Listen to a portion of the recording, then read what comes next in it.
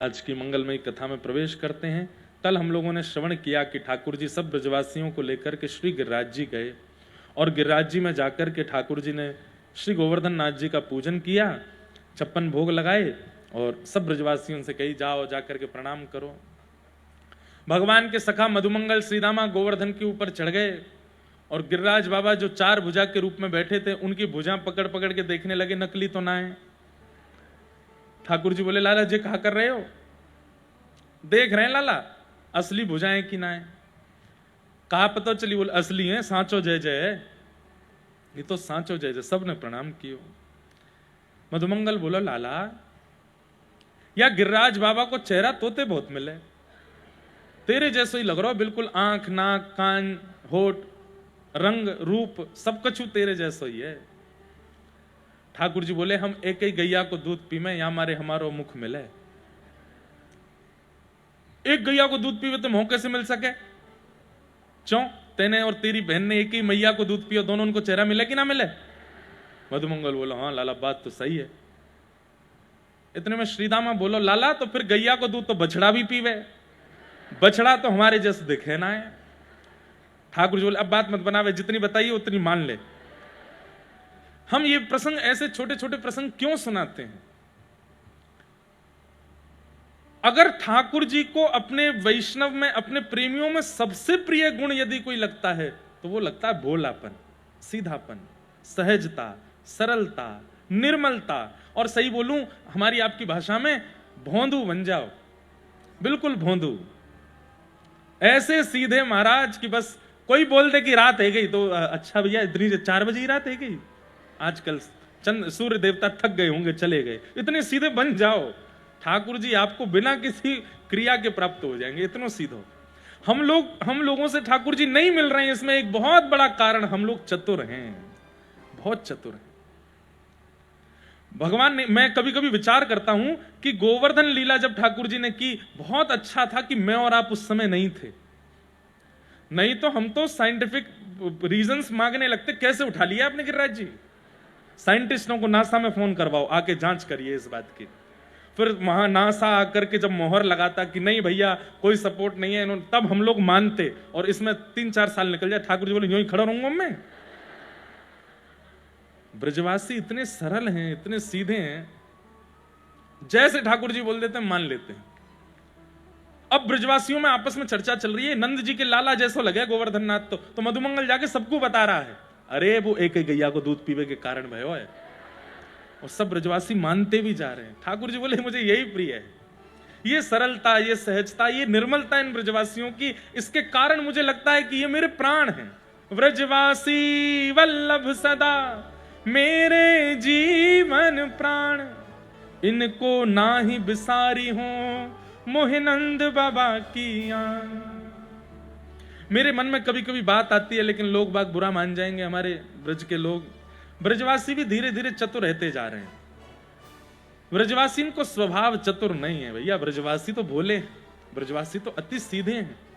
और उनके चतुर होने का कारण भी है कि भीड़ इतनी बढ़ गई है ब्रज में, इतने बाहर के लोग जाने लगे हैं, इतने प्रकार के लोग जाने लगे हैं, तो फिर उनसे बचने के लिए और वो चतुराई लानी पड़ी उनको। पर मुझे कभी कभी लगता है कि हे ठाकुर जी, हम तो नित्य अपनी भागवत जी से प्रार्थना करते हैं कि चाहे जितना यश मिल जाए, चाहे जितनी दक्षिणा मिल जाए, चाहे जितनी उपमाएं मिल जाएं, पर ठाकुर जी हमको भोला ही बनाए रखना, हमको सीधे ही बनाए रखना। ये मन में कभी ये भाव ना आवे कि हम कुछ हैं। हाँ आजकल ऐसा होता है कि मैं ज्यादा मिल नहीं पाता, क्योंकि भैया सो ही ना पाऊं, मैं इतना ज्यादा व्यस्त क्रम है जाए कि कछु कर ही ना पाऊं। फिर लोगों को लगता है कि महाराज जी मिलते नहीं, ये भी चतुर होते जा रहे हैं। नहीं, उसके पीछे कारण दूसरे भैया कि है तो इंसान ही, सब क्रियाएं करने के लिए एक समय पाबंदी और अवसर है। बाकी नित्य ठाकुर जी से मांगो कि हे नाथ, हम तो आपसे निवेदन कर रहे हैं, आज भागवत जी से मांग लीजिए और ये भागवत जी दे भी देंगी। हम मांगते संसार हैं, वो फिर स्वार्थ हो जाता है। अगर ऐसी कोई वस्तु मांगी जाए, जैसे मेरे अंदर से काम नष्ट हो जाए, मुझे रूप स्वरूप देख करके काम भाव मन में प्रकट होता है, भागवत जी मेरे चित्त का काम नष्ट करो, नष्ट होगा। आप ठाकुर जी से प्रार्थना करो कि मेरे सामने कोई कुछ ऐसा करता, मुझे क्रोध बहुत जल्दी आता, मेरा क्रोध समाप्त कीजिए ठाकुर जी। और सबसे बढ़िया बात, ठाकुर जी से प्रार्थना करो, हे नाथ चाहे जो हो जाए मैं सीधा ही रहूं, सहज ही रहूं, मुझे चतुराई ना आवे ऐसी कृपा कर दो, मैं चतुर ना बनूं। हम चतुर शिरोमणि हैं, इसीलिए ठाकुर जी से मिलने में बाधा हो रही है, इसीलिए ठाकुर जी से मिलने में रुकावट बनी हुई है। सीधे हो जाओ, सरल हो जाओ। नीलमल मन जन सो मोहे पावा, मोहे कपट छल क्षेत्र न भावा। सबको याद है ये चौपाई, बताओ फिर भी क्या छल करने से पहले घबराए, कपट करने से पहले घबराए, चतुराई लाने से पहले घबराते हैं हम लोग कि भाई ठाकुर जी को प्रिय नहीं है। आप लोग एक बात विचार कीजिए, विवाह होने के बाद सैक्रिफाइस करते हैं लोग, पति पत्नी के लिए सैक्रिफाइस, इसको ये पसंद नहीं तो मैं नहीं करूंगा, पत्नी पति के लिए कि इनको ये पसंद नहीं तो मैं नहीं करूंगा। इतना ज्यादा सैक्रिफाइस बच्चों के लिए करते हैं कि भाई इनको ये प्रिय नहीं लगता, हमारे बेटे को ये प्रिय नहीं है, हमारी बेटी को ये प्रिय नहीं, तो माता पिता सैक्रिफाइस करते हैं, बच्चे सैक्रिफाइस करते हैं, माता पिता ये प्रिय नहीं तो हम ये नहीं करेंगे। ठाकुर जी के लिए हम लोग क्यों सैक्रिफाइस नहीं करते? उन्होंने ज्यादा डिमांड्स तो की नहीं आपसे, अच्छा खाओ, अच्छा पियो, अच्छे रहो, खूब नाचो, खूब गाओ, पर एक दो बात के लिए बस वो कह रहे हैं कि निर्मल मन रखो, छल मत करो, कपट मत करो, दोष मत रखो चित्त में। और सीधी बात, इतनी बातें नहीं, ठाकुर जी बस यूं कह रहे हैं भोले बने रहो। मैंने एक बार कहीं कथा में कहा था, यही विषय कह रहा था, तो एक सेठ जी मुझसे बोले, महाराज जी आप युवाओं को भटका रहे हो। मैंने क्यों? बोले इतने भयावह संसार में आप लोगों से कह रहे हो कि सीधे हो जाओ, सरल हो जाओ, यहां लोग छल करते हैं, कपट करते हैं, दुष्कर्म कर जाते हैं, और आज का युवा सीधा हो जाएगा तो फिर जीवन कैसे जिएगा? मैंने कहा एक बात सुनिएगा, ध्यान से सुनना। उनको जो उत्तर दिया, मैंने कहा बालक जितना छोटा होता है ना, उसकी जिम्मेवारी उतनी मां रखती है, और जैसे ही बालक सीखने लग जाता है, चलना भी सीख गया, बोलना भी सीख गया, खाना भी सीख गया, पहनना भी सीख गया, तो मां दूसरा कमरा बनवा के उसमें सुलाती है, अपने आप उठो, अपने आप नहाओ, अपने आप खाओ, पहनो, जाओ। मैंने कहा ठाकुर जी को जिस दिन दिख जाता है ना कि ये चतुर हो गया, ये विषयों से भी लड़ना जान गया, ये चतुर लोगों से भी इसको लड़ना आता है, हर परिस्थिति से जूझना इसको आ गया है, तो ठाकुर जी कहते हैं अब भैया अपनी रखवाली खुद कर। लेकिन जब ठाकुर जी को लगता है बहुत सीधो है, या तो कोई भी या तो मजाक कर जाएगा, कोई भी या तो कछु कह जाएगा, तो ठाकुर जी माऊली मैया बन जाते हैं, फिर गोद में रखते हैं, कोई कुछ कह नहीं सकता। फिर सीधे बनिए। अरे संसार चतुर है तो हम चतुर बने, ये विचार मन में मत लाओ। हमारे ठाकुर जी सीधे हैं इसलिए हम सीधे बनेंगे। संसार अगर आपके साथ छल कर भी गया, संसार यदि आपके साथ कपट कर भी गया, तो भैया रिवर्ट में ठाकुर जी उसके साथ क्या करेंगे वो आप सोच भी नहीं पाओगे। इसलिए सीधे ही रहो। मैं फिर कह रहा हूं, बहुत सीधे रहो, सरल रहो, सहज रहो, निष्कपट हो जाओ, ब्रजवासियों की तरह हो जाओ। अरे मधुमंगल बन जाओ, श्रीदामा बन जाओ, तनसुखा मनसुखा बन जाओ, ललिता बन जाओ, विशाखा बन जाओ। हमारी प्रिया जी कैसी हैं? अति सीधी। ध्रुवदास जी महाराज कहते हैं, सहज स्वभाव पड़ो नवल किशोरी जो को, मृदुता दयालुता कृपालुता की राशि है। न कहूं न रिस कभी भूले हूं न होत सखी, रहत प्रसन्न सदा ही मुख हासी है। ऐसी सुकुमारी प्यारी लालजू के प्राण प्यारी, ऐसी सुकुमारी प्यारी लालजू की प्राण प्यारी। ठाकुर जी की प्राण प्यारी हैं किशोरी जी। क्या उपमाएं हैं किशोरी जी की? सहज स्वभाव पहला, नवल किशोरी। नवल किसको कहते हैं? जो सदा युवा ही, कुमारी की ही रहती हैं, उससे बड़ी नहीं होती, उनको नवल किशोरी। हमारी किशोरी जी बड़ी ज्यादा मतलब युवावस्था नहीं आती, वो नवल ही रहती हैं। नवल किशोरी, नवल किशोर, दोनों नवल ही रहते हैं। द्वारिका का प्रसंग आता है, भगवान का परपौत्र 25 वर्ष का, भगवान का पुत्र 50 वर्ष का, और स्वयं दादाजी 16 वर्ष के। ठाकुर जी जब अपने पूरे परिवार के साथ आते हैं तो पुत्रों के परपुत्रों के सफेद बाल हैं और ठाकुर जी छोटे से रेशे भी नहीं आए हैं, ये छोटे छोटे बाल आ जाते हैं मुख पे, ये भी नहीं निकले हैं ठाकुर जी के, ऐसे हैं ठाकुर जी। द्वारिका में ठाकुर जी सदा नवल ही रहते हैं। तो हमारी किशोरी जी इतनी भोली हैं। एक बार सब सखीन ने ठाकुर जी किशोरी जी को बैठा लियो और सब सखियां किशोरी जी को समझा रही हैं कि हे श्यामाजू, बहुत सुंदर लीला है, ध्यान से सुनियो, आपने एक चतुराई लाओ अपने अंदर। किशोरी जी बोली काय को? बोले ये लाला बहुत छलिया है, बहुत कपटी है, बहुत चतुर है, और ये आपसों ऐसे ही खेल के चलो जाए, आपसों ऐसी लीला करके चलो जाए, कभी आपको ऐसे ही आनंद लेके चलो जाए, आप इतनी भोली भारी हैं, विचार ना करें। एक बार कहा भयो, किशोरी जी को ठाकुर जी लेकर के गए, सब लोग इधर देखो, ध्यान से सुनो और सुनिए, अगर एकाध को झोंके आ जाते हैं ना, तो आपको तो पता चल जाती बगल वाला झोंका ले रहा है, कौन ही मारा करो जोर से, आपको उसका फल मिलेगा कि भाई स्वयं तो सुन ही रहे थे, उसको भी सुनवा रहे थे। बोले घर में जाके सोइयो यार, कथा चल रही है, सुन ले। एक बार ठाकुर जी किशोरी जी से बोले, हे किशोरी जी, हमारे नंदगाम के बगीचा में खूब सुंदर आम लगे हैं, आप आओ। तो किशोरी जी ने सब सखीन से कही कि भैया नंद के लाला ने निमंत्रण भेजो है कि हमारे बगीचा में आम लगे हैं, वो आम खावे आ जाओ। तो सब सखी बोली चलो चलो आम पाएंगे, और सब सखीन के संग किशोरी जी आ गई। पर हमारे ठाकुर जी इतने उद्यमी हैं, खुद के बगीचा में नहीं लगे थे आम, दूसरे के बगीचा में लगे थे, और वो दूसरा भी इतना चिड़ोकला और इतना हठीला कि उसके बगीचा कोई आम ले जाए तो वो पीछे डंडा लेके भागता था। किशोरी जी आ गई सब सखीन के संग। तो ठाकुर जी बोले आओ आओ आओ, हरी श्यामाजू, हमारो नंदगाम पवित्र कर दियो आपने आए करके, चलो जेरो सामने बगीचो, चलें यही में आम पावेंगे। किशोरी जी बोली आपको ही है? हाँ हाँ सब हमारो ही है, यहाँ कोई नंदगाम पूरा मेरो ही तो है, नंद बाबा को है। बोले अच्छा। और वहां जैसे ही पहुंचे तो सब सखियां अलग अलग पेड़ों के वृक्षों के नीचे, ठाकुर जी बोले सब लोग जाओ, खूब प्रेम से एक ऊपर से तोड़ो, नीचे एक ऐसे झोली करके भरते जाओ और प्रेम से फिर पावेंगे। मैं श्री जी को लेके जा रहा हूं और मैं श्री जी के साथ आम तोड़ तोड़ के पाऊंगा। श्री जी को ले गए, श्री जी तो बड़ी आनंद में आज आम पावेंगे। वृक्ष के पास पहुंच करके लाल जी बोले श्री जी एक कमी है। बोले कहा? मुंह पे वृक्ष पर चढ़ना ना आवे, आप चढ़ जाओ, मैं नीचे पीताम्बरी करके खड़ा हूं, ऊपर से आम गिरती नहीं हूं, मैं लपक लूंगा।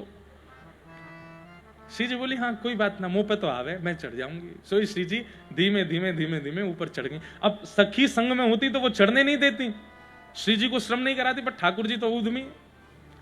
अब जैसे श्री जी ऊपर चढ़ी, ऊपर से एक एक आम तोड़ के दे रही हैं, ठाकुर जी बढ़ते जा रहे हैं। ठाकुर जी बोले नहीं अपना परिचय तो करा दूं मैं कैसा हूं।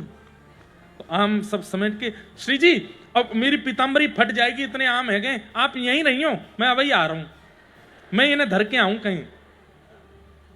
श्री जी बोले ठीक है। दौड़ के बाहर गए, मधुमंगल तक स्वापी खोल, स्वापी में धर के बोले लेके भाग जाए ना। वो तू कहा कर बोल मैं अभी आऊं। तो जो माली था बगीचा का उसके पास ठाकुर जी गए, बोले कैसो माली है, तेरे रहते हुए देख चोरी चल रही है, सबरी चढ़ी हुई है पेड़न पे। माली बोलो कहां है? बोले देख बरसाने ते आई है चोरी करवे।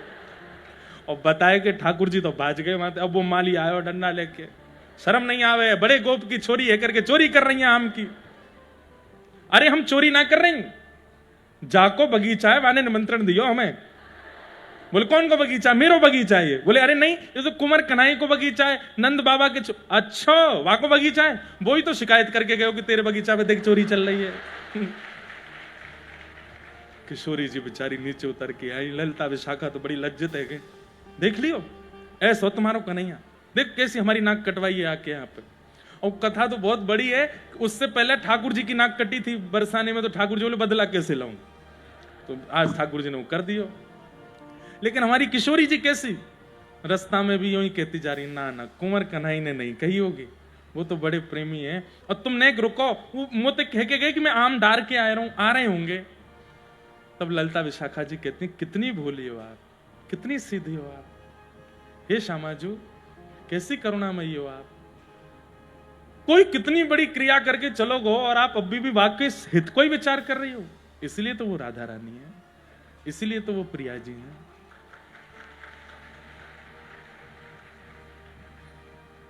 कलम में एक पद गा रहे थे ना, मन भूल मत जइयो राधा रानी के चरण, उसमें एक पंक्ति आती है, वृषभानु की किशोरी सुनी गैया हूते भोरी।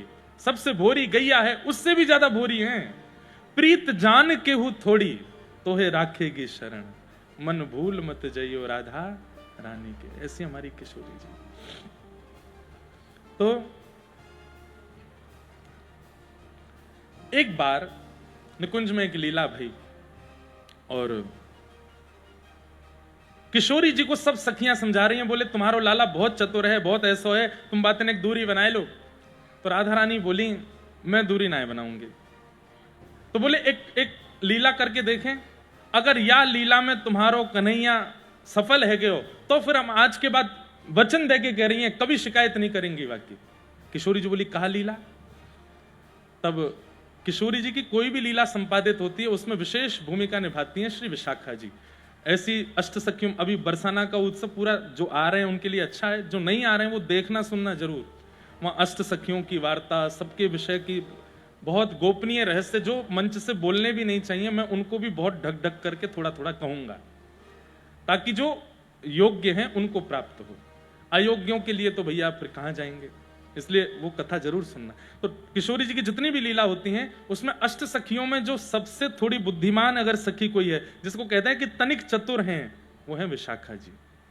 तो विशाखा जी ने योजना बनाई, एक से कपड़ा, एक से कुंडल, एक से गहने, एक से काजल, एक से पत्रावली, एक से केश, एक से नूपुर, एक से चूड़ी, सब कुछ एक जैसा। अष्ट सखियों का और किशोरी जी का मतलब एक जैसा ही सब कुछ होगा। और वहां में ठाकुर जी को ढूंढ के बताओ इनमें किशोरी जी कहां है। अगर उनने किशोरी जी को देख के बताए दियो तो फिर हम किशोरी जी वचन दे रही हैं आज के बाद श्याम सुंदर को वादना के बाद से हम कभी भी कुछ गलत नहीं बोलेंगे। किशोरी जी बोली वो पहचान जाएंगे। बोले हम देखें ना कैसे पहचानेंगे। अब आप इसमें एक बात विचार कीजिए कि अष्ट सखियां और राधा रानी में कोई विशेष अंतर नहीं है, एक जैसी दिखती हैं सब। बस किशोरी जी का श्रृंगार विशेष होता है, इसलिए पहचान में आती है कि ये किशोरी जी हैं। एक जैसी चुनरी, एक जैसे कुंडल, एक जैसे सब श्रृंगार सब किए गए। और निकुंज में सब गोपियां खड़ी हो गईं, ठाकुर जी की प्रतीक्षा कर रही। अब ठाकुर जी के आवे की प्रतीक्षा तो बात की बात है, ये आपस में एक दूसरे से कह रही हैं अरे श्यामाजू आप तो बड़ी सुंदर लग रही हो। तो बोली मैं विशाखा हूं, श्यामाजू ना हूं, श्यामाजू तो पल्लंकू हैं। तो दूसरे अरे ललिता जी आप ही हो ना। बोले नहीं नहीं मैं श्यामाजू हूं। मतलब ललिता जी और सब एक जैसी दिख रही हैं, कोई इनमें अंतर नहीं। तब सबने कही बोले अब बढ़िया है, अब एक संग खड़ी है जाओ। उतने एक देर में श्याम सुंदर आवे वाले हैं और ने आज इनकी पतो चले कि ये पहचान पाएंगे नहीं। इतने में ही ठाकुर जी को आगमन भयो। ठाकुर जी जैसे ही पधारे आकर के ढूंढन लगे कहां हैं किशोरी जी। हे श्यामाजू, अब वो आठों खड़ी हैं वृक्षों के पास और आठों एक साथ एक स्वर में कह रही हैं हां श्याम सुंदर। अब यहां से भी स्वर, वहां से भी स्वर, उधर से भी स्वर, इधर से भी, आठों की आठों चारों तरफ घूम के खड़ी। ठाकुर जी अरे श्यामाजू, बोले मैं तो यहां खड़ी हूं, तो वहां जाए। अरे ये कैसी लीला कर रही हो किशोरी जी, आज इतने सारे रूपन में कैसे प्रकट भई हो। तब सब सखियां एक साथ सामने खड़ी हो गईं। 9 किशोरी जी खड़ी हैं, एक किशोरी जी और 8 सखियां। और तब सब सखियां कह रही हैं अब ढूंढ के बताओ हम में ते राधा रानी कौन है। को वृषभानु किशोरी इन में को वृषभानु किशोरी। हम में से लाडली जी कौन है, ढूंढ के बताओ। आहा, ठाकुर जी एक एक किशोरी जी के स्वरूप के पास जामे, उन्हें जाकर के देखें, गौरते आंख में देखें, हाथन ने देखें, पामन, सब कुछ एक जैसा, पता ही नहीं चल रही है कौन है किशोरी जी। ठाकुर जी बोले आज तो मैं तगड़ो फंसो, कैसी लीला है रही है यहाँ पे। इतने में ही ठाकुर जी ने एक चतुराई करी, बोले मैं तो पहचान गए हो कौन सी है किशोरी जी। तो सब सखी बोली बताओ कौन सी हैं। सो दूर खड़े है करके ठाकुर जी एक सिंहासन पर बोले ये रही किशोरी जी। बोले ये रही, कहा है 8 9 खड़ी हैं, एक बताओ कौन सी है। अब बोले यही वाली हैं। बोले कौन सी वाली? बोले बालापन में इन्हीं सिखायो, बालापन में नहीं सिखायो, बहुविधि माखन चोरी, बहुविधि। माखन चोरी। अरे ये खड़ी तो है सामने, जबकि 9 की 9 खड़ी हैं। ऐसे कह रहे हैं ये खड़ी तो हैं। बोले कौन सी? बोले वही जिनने मुंह को बचपन में चोरी करनो सिखायो, घर घर में जाके माखन कैसे चुरानो, मटकी कैसे फोड़नी है, ग्वाल बालन के ऊपर कैसे चढ़ना है, गैया के सींग कैसे पकड़ने हैं, सबरो ऊधम इन्हीं तो मुंह को सिखायो। जैसे ही कही कि बालापन में इन्हीं सिखायो, बहुविधि माखन चोरी, इन्हीं मुंह को माखन चुरानो सिखायो, मेरी तो ये गुरु है चोरी की। इतने में ही किशोरी जी बोल पड़ी, मैंने कब सिखाया तुमको? ठाकुर जी बोली, ये वृषभानु किशोरी तुम में, ये वृषभानु। ललिता विशाखा बोली, सब कियो धयो चौपट कर दियो। काय को बोली आप? अरे मैंने जब चोरी सिखाई नहीं तो मैं काय को स्वीकार करूं? अरे ये तो हमें पता है कि आपने चोरी नहीं सिखाई है, वो तो उनको तरीका है बुलवावे को। श्याम सुंदर आके बोले भैया 9 सखी अगर एक संग किशोरी जी के साथ अष्ट सखी खड़ी है जाए तो ब्रह्मा भी नहीं पहचान पाएगा किशोरी जी कौन है। केवल किशोरी जी की पहचान उनके स्वभाव से हो सकती है, और उनका स्वभाव सरल है, निर्मल है। कोई रूप से पहचानना चाहे, कोई चाल से पहचानना चाहे, कोई श्रृंगार से पहचानना चाहे, किशोरी जी को नहीं पहचान पाएगा। किशोरी जी केवल स्वभाव से पता चलेंगे। ऐसी हमारी लाडली जी। तो इसलिए भैया स्वभाव में मधुरता ले आओ, स्वभाव में सरलता ले आओ, स्वभाव में सहजता ले आओ, भोलापन ले आओ। इंद्र ने वर्षा की, मेघमालाएं बरसने लगी, सब ब्रजवासियों के चित्त में अविश्वास आने लगा। ठाकुर जी बोले अविश्वास मत लाओ, गिरिराज जी पे विश्वास करो। सब ब्रजवासी बोले कैसे करें विश्वास? तैने कही कि इंद्र के कोप से ये हमारी रक्षा करें, कहां कर रहे हैं रक्षा? इतनी मूसलाधार बारिश है रही है। तब ठाकुर जी ने मन में विचार किया कि अब कछु लीला ऐसी करनी पड़ेगी कि गिरिराज जी के प्रति इनको विश्वास बढ़े। और ठाकुर जी ने सब ब्रजवासी के सामने गिरिराज जी को प्रणाम किया, और प्रणाम करके हे गिरिराज बाबा हम सब ब्रजवासी की रक्षा करो कह करके जैसे ही गिरिराज जी को एक ओर से इशारों कियो है, नेक अपने हस्त कमल को स्पर्श कियो, अधर हो गए 7 कोस लंबे चौड़े, 21 किलोमीटर लंबे चौड़े गिरिराज पर्वत अधर हो गए। नन्हे से गोपाल जी भीतर प्रवेश कर गए, और 7 वर्ष के ठाकुर जी ने अपने बाम हस्त की कन्नी उंगली के नख के ऊपर श्री गिरिराज जी को धारण कर लियो। बोल गोवर्धनधारी गोपाल की। सब ब्रजवासी ने कह दिया आ जाओ, सबरे नीचे आए करके ठाड़े है जाओ। अपने बांस के लठ ले करके सब ब्रजवासी खड़े है गए। सब ने अपने छड़ी लगाई दी। ठाकुर जी बोले जे कहा कर रहे हो? लाला छड़ी लगा रहे हैं कहीं गिरिराज जी नीचे नहीं आ जाएं। मतलब अब भी ब्रजवासियों को यूं लग रही है ये अपने आप उठे ऊपर। वो तो गिरिराज जी से हमने प्रार्थना करी तो इंद्र से रक्षा करने के लिए अपने आप ऊपर उठ गए, तो कहीं नीचे नहीं आ जाए तो हम छड़ी लगा लें। और सब ब्रजवासी ठाकुर जी लाला तेने उंगली काय को लगा रखी, नीचे कर ले यार। हाँ हम यहां छड़ी लगा रखी, उंगली पे यूं कर खड़ो है। ठाकुर जी बोले मैंने उंगली नीचे कर ली तो सबरे चटनी बन जाओगे। अच्छा तेरी उंगली पर रखे हैं ये गिरिराज जी? बोले और नहीं तो कहा। सब ब्रजवासी बोले लाला तू देख बात मत बनाए कर, चल जल्दी अपनी उंगली नीचे कर ले। ठाकुर जी बोले तो फिर संभालो तुम गिरिराज जी, मैं हटा रहा हूं उंगली। बोले हाँ ठीक है हम संभाल लेंगे।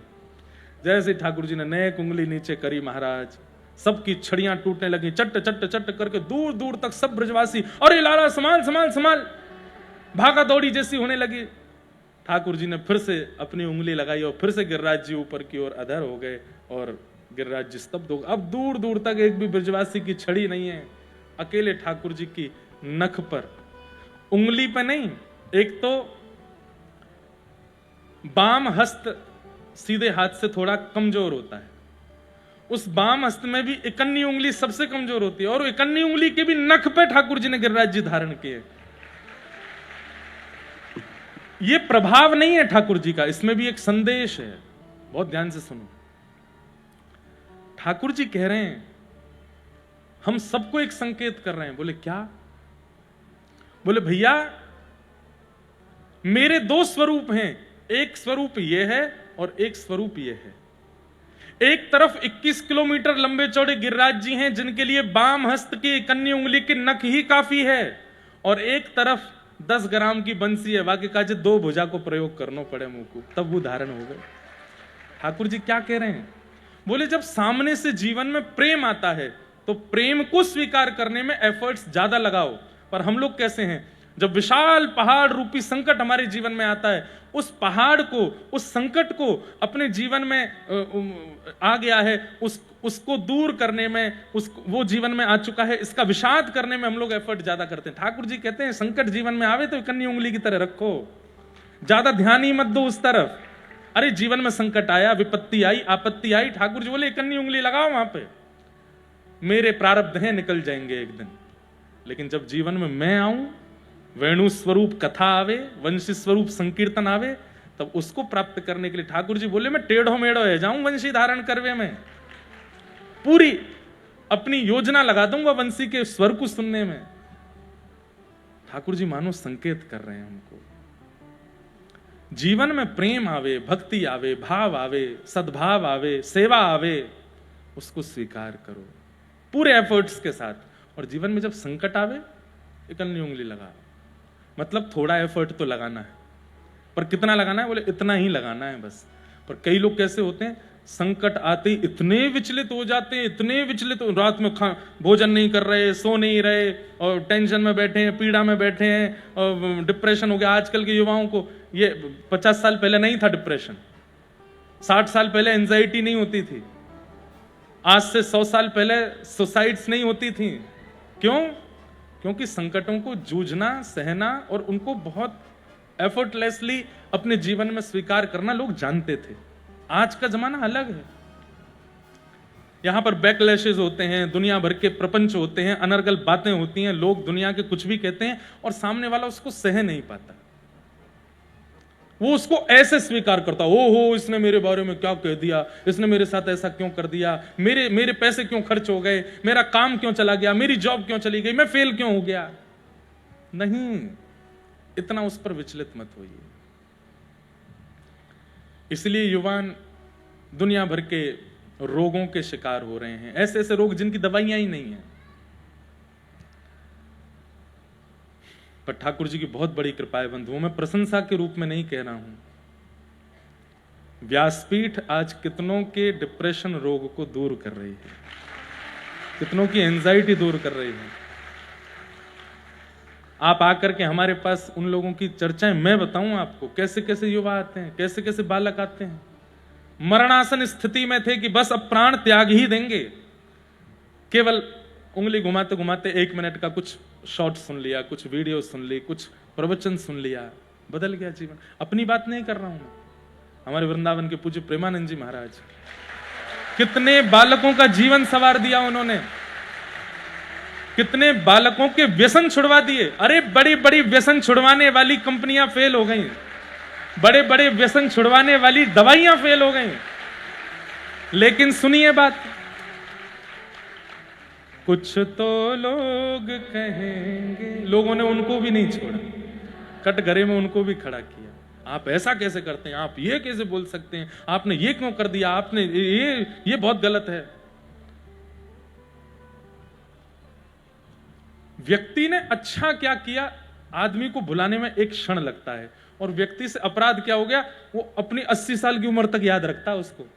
80 साल की आयु में किसी ने कहा, अरे तुम उनको जानते हो, तुम्हारी गली में वो गुप्ता जी, हाँ, अरे भैया वो उनका बेटा तो विदेश में हो गया, उसने इतनी, ठीक है हमसे पूछो उनकी बात, तो क्या किया था उन्होंने 30 साल पहले, हमको बताए, हम बताएं। देखा, ये व्यक्ति का स्वभाव है, उसको बुराइयां याद रहती हैं लोगों की। अब हमारे महाराज जी हैं, हमारे पूज्य मलूक पीठ वाले महाराज जी हैं, रमन रीति वाले महाराज जी हैं, हमारे कई सारे महापुरुष, पूज्य मुरारी बापू हैं, पूज्य रमेश भाई ओझा हैं, जिसने भी अपनी वाणी से, अपने विचारों से, अपनी क्रियाओं से संसार के कलयुगी जीवों में परिवर्तन लाने का प्रयास किया, दूसरे ही लोगों ने उनको कटघरे में खड़ा कर दिया, उनके छोटे छोटे दोषों को निकाल करके उछालना प्रारंभ कर दिया।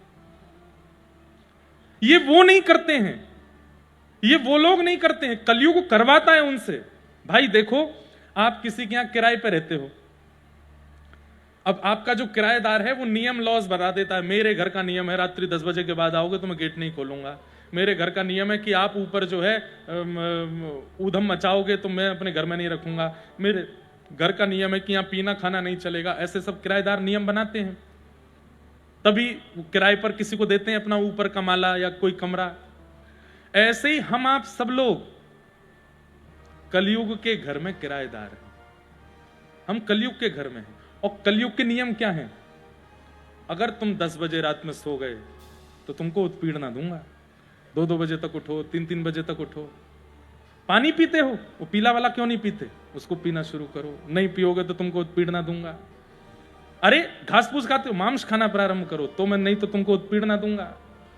सेवा करते हो ठाकुर जी, कथा सुनते हो, तिलक रज लगाते हो माथे पर, नंगे पैर घूमते हो ब्रजमंडल में, ये सारे नियम मेरे यहां नहीं चलेंगे। और जो इन नियमों का पालन करता है, फिर कलयुग उनको दूसरों के द्वारा इस प्रकार से मोलेस्ट कराने की योजनाएं बनाता है, परेशान करता है। अरे कहां तक कहें, कभी कभी तो ऐसे बच्चों के माता पिता उनको परेशान करते हैं कि सेवा करते हो, कथा सुनते हो, साधु महात्माओं के वचन सुनते हो। कलयुग ही तो करवाता है। कलयुग को पसंद नहीं कि आप वहां उसके नियमों के विपरीत रहो। इसलिए भैया, जीवन में आने वाले आर्त, संकट, विपत्ति, आपत्ति, इनको ऐसे स्वीकार करो। और जीवन में आने वाला प्रेम, भक्ति, भाव, भजन, उसको ऐसे स्वीकार करो, दोनों भुजाओं से स्वीकार करो, पूर्ण रूपेण उसको अंगीकार करो। साल का प्रारंभ है, आप लोगों के साल का प्रारंभ मुझे लगता है बड़ोदरा में जितने लोग रहते हैं उनमें से जो लोग कथा में आए 7 दिन, सबसे अच्छा साल आपका ही जाने वाला। ऐसा नहीं है कि मैं ये कह रहा हूं कि उनका बढ़िया नहीं जाएगा, उनका बढ़िया भी, उनको ज्यादा कमाई होगी, उनका खूब यश होगा, उनका खूब वैभव बढ़ेगा, जो कथा में नहीं आए। लेकिन जो कथा में आए थे उनका नाम बढ़ेगा, उनका भजन बढ़ेगा, उनकी भक्ति बढ़ेगी, वृंदावन के प्रति प्रेम बढ़ेगा।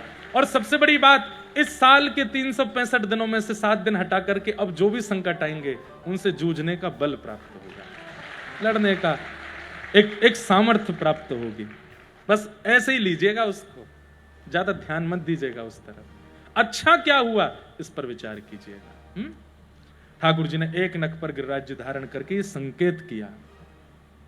अच्छा, कोई भारी चीज उठाओ, अभी ये स्पीकर रखा, इसको मैं उठाऊंगा तो मुझे झुकना पड़ेगा, मेरे को पैर के घुटने झुकाने पड़ेंगे। भारी वस्तु उठाने में झुकना, टेढ़ा मेढ़ा होना पड़ता है, पर ठाकुर जी भारी वस्तु ऐसे ही उठा लेते हैं, सीधे। श्रीनाथ जी सीधे ही खड़े रहते हैं, और वंशी पाम टेढ़े, कमर टेढ़ी, गर्दन टेढ़ी, हाथ पाम सबरे बांके बिहारी बन जाते हैं।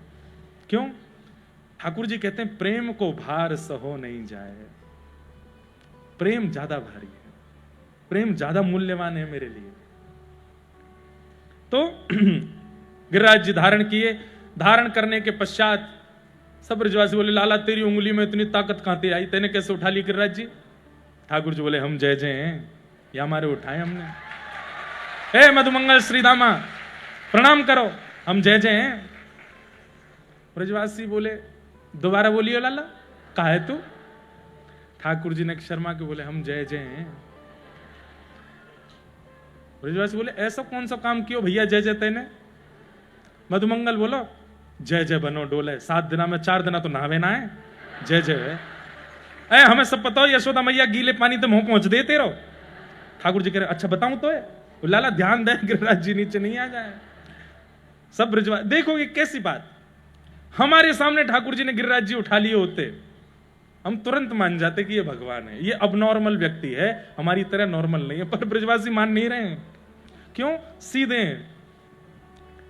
अंत तो गत्वा ठाकुर जी ने कही, मैंने पूतना मारी, अघासुर मारो, बकासुर मारो, कालिया नाग मारो, इतने सारे मैंने राक्षस मारे, आज मैंने गिरिराज जी उठा लियो, अब नहीं मानोगे कि मैं जय जय हूं? कोई सामान्य व्यक्ति कर सके? ब्रजवासी बोले, बस बस बस लाला, बहुत है गई, मारी तेने पूतना। अरे लाला, तेने पूतना नहीं मारी तो? हमारे 84 कोस के ब्रजमंडल के परकोटा को एक नियम है, ज्यादा पुण्य करेंगे, ज्यादा तप करेंगे और भीतर प्रवेश करेंगे तो ही जीवित रह पाएंगे। इन राक्षसन ने कोई पुण्य तप किया नहीं, भीतर प्रवेश कर गए, अपने आप मर गए। और उन मरे मरायन में हाथ धर के तेने सबरो श्रेय ले लियो। पूतना तो नंद भवन में घुसते ही मर गई, और आप मरी भाई पूतना की गोद में चढ़ गए हो के मैं जय जय हूं। ठाकुर जी बोले कोई गिरिराज जी संभाल ना पावे को 10 मिनट नहीं तो या को कोई को पधरा के मैं सबन के पाम छू लूंगा एक बार। मतलब तुम कैसे भी साबित करोगे कि मैं जय जय नहीं हूं। बोले हम साबित कर देंगे तू जय जय ना है। अब सांची बता तेने कैसे उठाया हो। ठाकुर जी के प्रेम सजल हो गए नेत्र। कितने प्रेमी हैं ब्रजवासी, अपने प्रेम के आगे मेरी प्रभुता स्वीकार नहीं करते। कछु माखन को बल बढ़ो, कछु गोपन करी सहाय, श्री राधे जो की कृपा से मैंने गिरिवर लियो। ठाकुर जी का एक नाम है मान देना। दूसरों को मान देते हैं, दूसरों को श्रेय देते हैं। अंग्रेजी में कहूं तो दूसरों को क्रेडिट देते हैं। खुद करते हैं पर दूसरों को श्रेय देते हैं।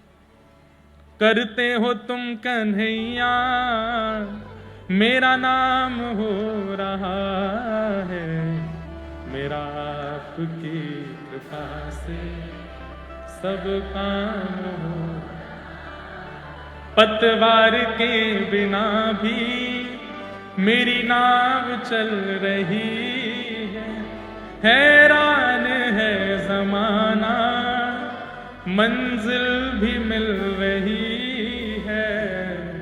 करता नहीं हूं कुछ भी ये कमाल हो रहा। क्यों करते हो तुम कन्हैया मेरा नाम हो रहा है, मेरा आपकी कृपा से सबका। अच्छा जब हम ये बात गाते हैं ना, मुझे ऐसा लगता है ये वाला पद जब हम गाते हैं तो ठाकुर जी हंसते तो हैं हम पे। बात बना रहा है, बैठे बैठे सब कह रहा है कि सब मैंने किया तो मैंने ही है, पर देखो कितनी बड़ी बड़ी बातें कर रहा है। अभी अगर इससे किसी ने जाकर मैं ही जाकर के कह दूं अच्छा भैया सब मैंने किया, तो ला चल घर की चाबी दे दे मुझे, तू निकल बाहर, ये घर मैंने बनवाया हो, गाड़ी मैंने दिलवाई, सब कुछ मैंने करवाया हो। ठाकुर जी आप तो वैकुंठवासी हो, आपको क्या आवश्यकता, मेरे छोटे से घर में क्या करोगे आप, वहीं रहो। हमारा क्रेडिट कोई ले ना जाए, मैंने ये किया इस बात को कोई नकार ना दे, इसकी भी चिंता लोगों को लगी रहती है। ये मैंने किया, प्रसिद्धि हो गई कथा की, ओ बहुत बढ़िया कथा हुई महाराज जी हुई। बहुत जगह ऐसा कथाओं में होता, फिर उसके बाद कई बार उन लोगों में आपसी द्वंद हो जाता है, मैंने ये किया था, मैंने ऐसे करवाया था। फिर एक बोले अरे सब बातों की बात छोड़ो, व्यास जी मैंने बताए थे, इनको बुलाओ, मैंने नहीं बताए तो कैसे काम चलता। ठाकुर जी ऐसे नहीं है। ठाकुर जी सब कुछ करने के बाद आप ही को श्रेय दे देते हैं, अरे तेने ही किया यार, मैंने थोड़ी कछु किया है। सब ब्रजवासियों को श्रेय दिया, अरे ग्वालन ने मुंह पे कृपा करी, गैया गोपी ने मुंह को मक्खन खवाए, श्री किशोरी जी की कृपा से मैंने गिरिराज जी उठाए। ऐसे हमारे ठाकुर जी 7 दिन तक गिरिराज जी धारण किए। 7 दिन बाद इंद्र के मान का मर्दन हुआ। इंद्र ने आकर के भगवान की स्तुति गाई। पिता गुरुस्त्वं जगतामधीशो दुरत्यय काल उपात दंड हिताय स्वेच्छा तनुभी समीह से मानम विधुन्वन जगदीश मानिना। आप मेरे पिता हैं, आप मेरे गुरु हैं, मैंने अपराध किया है नाथ, कृपा करके मुझे दंड दीजिए। ठाकुर जी बोले तुमने अपराध तो किया लेकिन मैं तुम्हें क्षमा करता हूं। क्यों? क्योंकि तुम्हारे अपराध के कारण व्रजवासी सब मेरे समीप आ गए, मेरे निकट आ गए, इसलिए मैं तुमको क्षमा करता हूं। ठाकुर जी ने इंद्र को क्षमा किया। तत्पश्चात गैयाओं ने भगवान का नामकरण गोविंद किया। एकादशी व्रत की महिमा बताई गई। ठाकुर जी व्रजवासियों को संकेत प्राप्त हो गया कि ठाकुर जी जय जय हैं। कैसे प्राप्त हुआ? एक प्रसंग ऐसे आता है कि नंद बाबा अर्धरात्रि में यमुना जी स्नान करने के चले गए, और उस समय पर स्नान करने चले गए जिस समय देवताओं के, गंधर्वों के स्नान का समय होता है। 3:45 बजे से पूर्व अगर सुबह सुबह 3:45 से पूर्व आप देव नदियों में स्नान करते हैं तो उसको कहीं ना कहीं शास्त्रों में हो सकता है मेरे समय आगे पीछे हो, पर उसको निषेध माना गया। क्यों? क्योंकि वो देवता गंधर्व जनों के स्नान का समय है। उस समय मानव स्नान नहीं, मानवों के स्नान का समय ब्रह्म मुहूर्त है, और ब्रह्म मुहूर्त 3:45 शुरू होता है, 3:45 पे शुरू होता है ब्रह्म मुहूर्त। उसके बाद आप देव नदियों में स्नान कर सकते हो। तो समय ना पता होने के कारण नंद बाबा नदी स्नान करने के लिए गए, तो गंधर्वजन इनको लेकर के गंधर्व लोग देवलोक ले गए। लौट करके नंद बाबा बहुत देर तक डुबकी लगाए, बाहर नहीं आए, तो हड़कंप मच गया। सबने जाकर के लाला को बताई, लाला नंद बाबा भीतर गए, बाहर नहीं आए। कालिया नाग तो चलो गो, फिर नंद बाबा बाहर क्यों नहीं आए? ठाकुर जी ने दिव्य दृष्टि से देखा कि ये तो देवलोक चले गए। तुरंत ठाकुर जी ने दूसरे रूप से देवलोक में प्रकट हुए, शंख चक्र गदा पद्म धारण करके। नंद बाबा ने जैसी देखी, जे तो मेरो लाला या कि 4 भुजा कहां ते आ गई। ठाकुर जी को देखते ही गंधर्वों ने नंद बाबा को छोड़ दिया। बोले जय जय, ये असमय में स्नान करो। बोले हमारे पिताजी हैं, तुरंत वापस छोड़ के आओ। तो नंद बाबा वापस आए ब्रजमंडल में आकर के, उन्होंने पूरी बात बताई। बोले भैया लाला तो 4 भुजा वारो डोल लो वहां पे हमारो। तो सब ब्रजवासियों ने ठाकुर जी से कही, लाला तू सांची में जय जय? ठाकुर जी बोले हम जय जय। लाला देख तू जय जय होगो कोई और लोक में, हमारे काजे तो तू लाला है, हम बात को ही मानेंगे कि तू हमारा लाला है। बोले तो मैं कौन सा कह रहा हूं कि मुझे जय जय ही मानो, लेकिन लाला एक काम कर दे। बोले कहा तू जय जय तो एक बार हमको वैकुंठ को दर्शन कराला, कैसो है? ठाकुर जी चलोगे? बोले हाँ। मधुमंगल श्रीदामा तन सुखा मन सुखा धन सुखा सुबल तोष, भगवान के सारे ग्वाल बाल तैयार हो गए, और ठाकुर जी का हाथ पकड़ करके सब अंतर ध्यान हुए, सीधे वैकुंठ पहुंचे। वैकुंठ के द्वार पर जय विजय चतुर्भुज रूप में खड़े हैं। ठाकुर जी को देखते ही दंडवत प्रणाम किया। ठाकुर जी बोले मुझे नहीं, इनको करो। मधुमंगल श्रीदामा को प्रणाम किया। मधुमंगल खुशी रहे, राजी रहे, तेरो ब्याह है जाए। सबको आशीर्वाद, लाला ये सबन की 4 भुजाएं यहाँ पे? बोले हाँ। बोले हमें उन्हें 4 भुजा वालों बना दे, हम भी बन के देखें कैसा लगेगा। ठाकुर जी ने चुटकी सी बजाई, उनके भी 4 भुजा निकल के आ गए। मधुमंगल श्रीदामा के लाला जी तो बहुत जोर को है। बोले कहा करेंगे? बोले 2 हाथ से मटकी पकड़ेंगे, 2 हाथ से मक्खन निकाल के खाएंगे। बड़ी दिक्कत हो, एक हाथ से मटकी पकड़ो, एक से खाओ। वहां पे भी वही सहज स्वभाव उनका। वैकुंठ में घूम रहे थे सब ग्वाल बाल। ठाकुर जी ने इनके लिए अद्भुत भवन बनवा दिए, मधुमंगल भवन, तनसुखा भवन, मनसुखा भवन। और वहां पे सब सहचरियां गंधर्वजन इनकी सेवा में लगे। जो खाने का मन वो खावें, जो पीने का मन वो पीवें। ऐसी पवन सुगंध बह रही है, नदी बह रही है, तालाब, इतना सुंदर है वैकुंठ। 2-4 घंटे बाद सबरे आए ठाकुर जी के पास, लाला देख लियो हमने वैकुंठ, घूम लिए। ठाकुर जी बोले बहुत बढ़िया, अब तुम सबरे यहीं रहो, मैं जा रहा हूं वापस।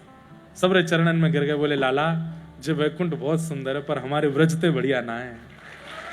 लाला हमारी प्रार्थना स्वीकार कर ले। बोले कहा ये 2 भुजान ने ले ले, ये बड़े बड़े भवन ने निकाल दे, जो चाहिए हम तो मांग ले, लेकिन हमें वापस वृंदावन भेज दे भैया, हम माए छोड़ के कहीं ना जा सके। तब ठाकुर जी ने 33 कोटि देवताओं से कहा, ये हैं ब्रजवासी जो वैकुंठ का भी त्याग कर सकते हैं वृंदावन के आगे। इनकी उपमा और इनकी पहुंच तुम कैसे प्राप्त करोगे? ये ब्रजवासी अति अद्भुत है, जो वैकुंठ का सुख भी ऐसे त्याग देते हैं वृंदावन के आगे। वृंदावन में मिल क्या रहा है उन्हें? इतना विशेष कुछ भी नहीं, केवल और केवल ठाकुर जी की नुकुंज गलियां हैं, ठाकुर जी की मधुर लीला है, ठाकुर जी के मधुर दर्शन हैं, खावे पीवे के लिए दही माखन मिश्री और दूध है। बस यही में सुखी है ब्रजवासी, आते ज्यादा इन्हें कुछ चाहिए नहीं। जय हो। आप लोगों से कहते हैं द्वारिका मां कौन छे, तो आप कहते हो। अब कोई कहे बड़ोदरा में कौन छे, तो कहना बरसाने की छोरी छे। आप सबका उत्साह है भैया, इतने आनंद में आप लोग रहते हैं, और सब जगह ही रहते हैं। ऐसा नहीं बड़ोदरा में, आप कहीं भी आ जाओ कथा में, ऐसे युवाओं में उत्साह दिखता है। हम तो सच बता रहे हैं कि हमारा बजट तो नहीं है, आप सबके भजन से हमारी चल रही है। आप सबके भजन से लाल जी हमसे प्रसन्न है। बस ऐसे ही आप लोग आनंद में रहो। आज हमको था कि भाई आज देखो रुक्मणी विवाह तो हम जल्दी जल्दी करेंगे, लेकिन व्रज लीला चल रही है, अभी रास का प्रसंग है, उसको थोड़ा विस्तार से कहेंगे। बाकी कल कथा सुबह 10 बजे से है, आप सब लोग समय से आ जाना। आप तो आते ही हैं, मैं भी समय से ही आऊंगा। वैसे हमको कथा का समय 3:30 ही बताया था पहले दिन से, वो आधा घंटा तो हो ही जाता है आने में। बाकी कल की कथा 10 बजे से है। आइए अब हम लोग रास के प्रसंग में प्रवेश करते हैं। बड़ा दीर्घ गंभीर और बिल्कुल आनंद के साथ सब लोग शांति से धैर्य पूर्वक श्रवण करें।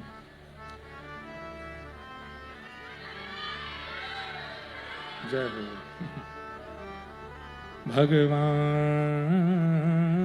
पिता रात्रि शरदोत्फुल्ल मल्लिका विक्षरन्तुं मनश्चक्रे योग मायामुपाश्रित। रस और रास दो भाव हैं। परसों मैंने आज भी हमारे एक बड़े अच्छे मित्र आए हैं, नंदलाल छांगा जी। ये भी आपके गुजरात की कच्छ की भूमि से हैं। बहुत अच्छा संकीर्तन करते हैं और इतने अच्छे अच्छे ठाकुर जी के भाव आधुनिक तरीके से गाते हैं। हमारे बड़े अच्छे मित्र हैं और इनका नाम और इनका गांव हमको बहुत अच्छा लगता है। गांव भी नंद गांव है, हैं? नहीं, गांव रत्ना। हाँ, वहाँ कच्छ में गांधी धाम में कथा हुई तो वहाँ आसपास में गांव हैं। एक गांव का नाम नंद गांव है। आपके गुरुजी का स्थान गोवर्धन है, वहाँ बरसाना भी है। ऐसे सब मुझे पता चला। और ये सब हमारे वहाँ ज़्यादातर आहिर समाज के लोग रहते हैं, जो हमारे ऐसा कहते हैं कि ठाकुर जी के साथ ही ब्रजमंडल से द्वारिका आए, वे सभी वहाँ हैं। आप भी बहुत अच्छा संकीर्तन और ठाकुर जी का मधुर भाव गाते हैं। परसों जब हम रात्रि में बैठे थे तो यहाँ के एक और अच्छे गायक हैं आदित्य गढ़वी जी, उन्होंने एक भाव हमको सुनाया और वो भाव बड़ा हमको भी बहुत अच्छा लगता है।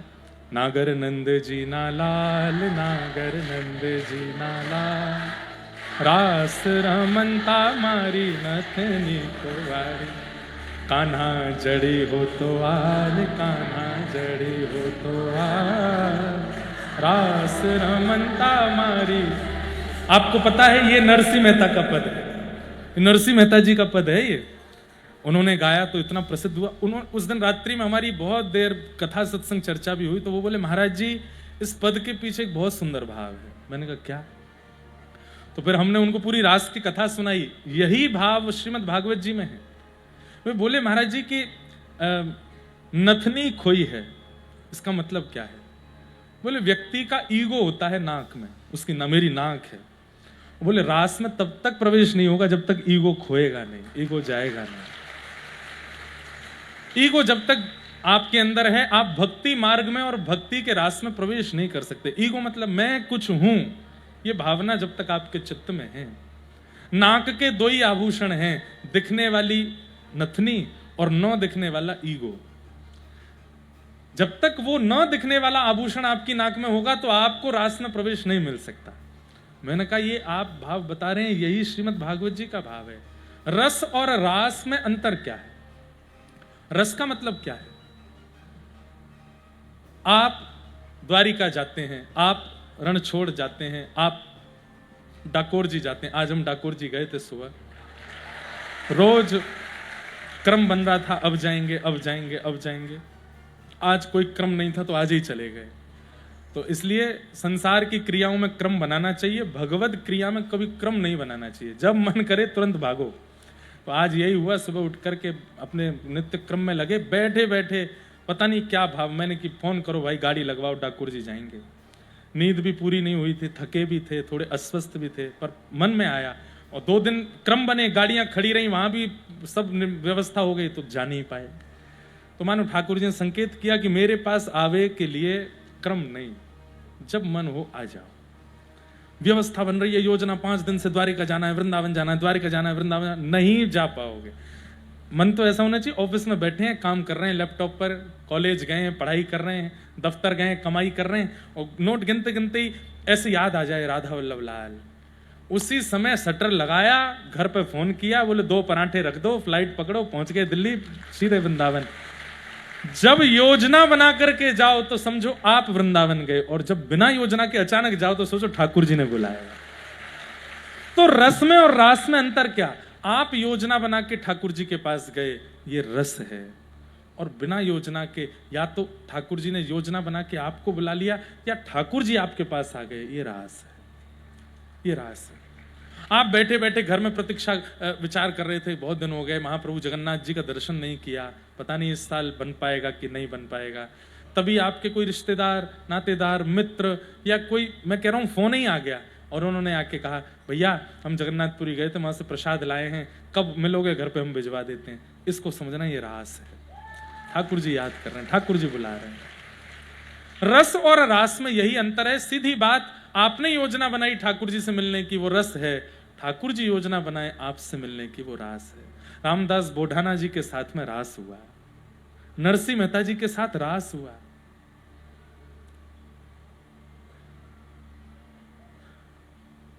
सांबल दास करके पुत्र थे नरसिंह मेहता जी के, 2 पुत्री थी, 1 पुत्र थे, सांबल दास।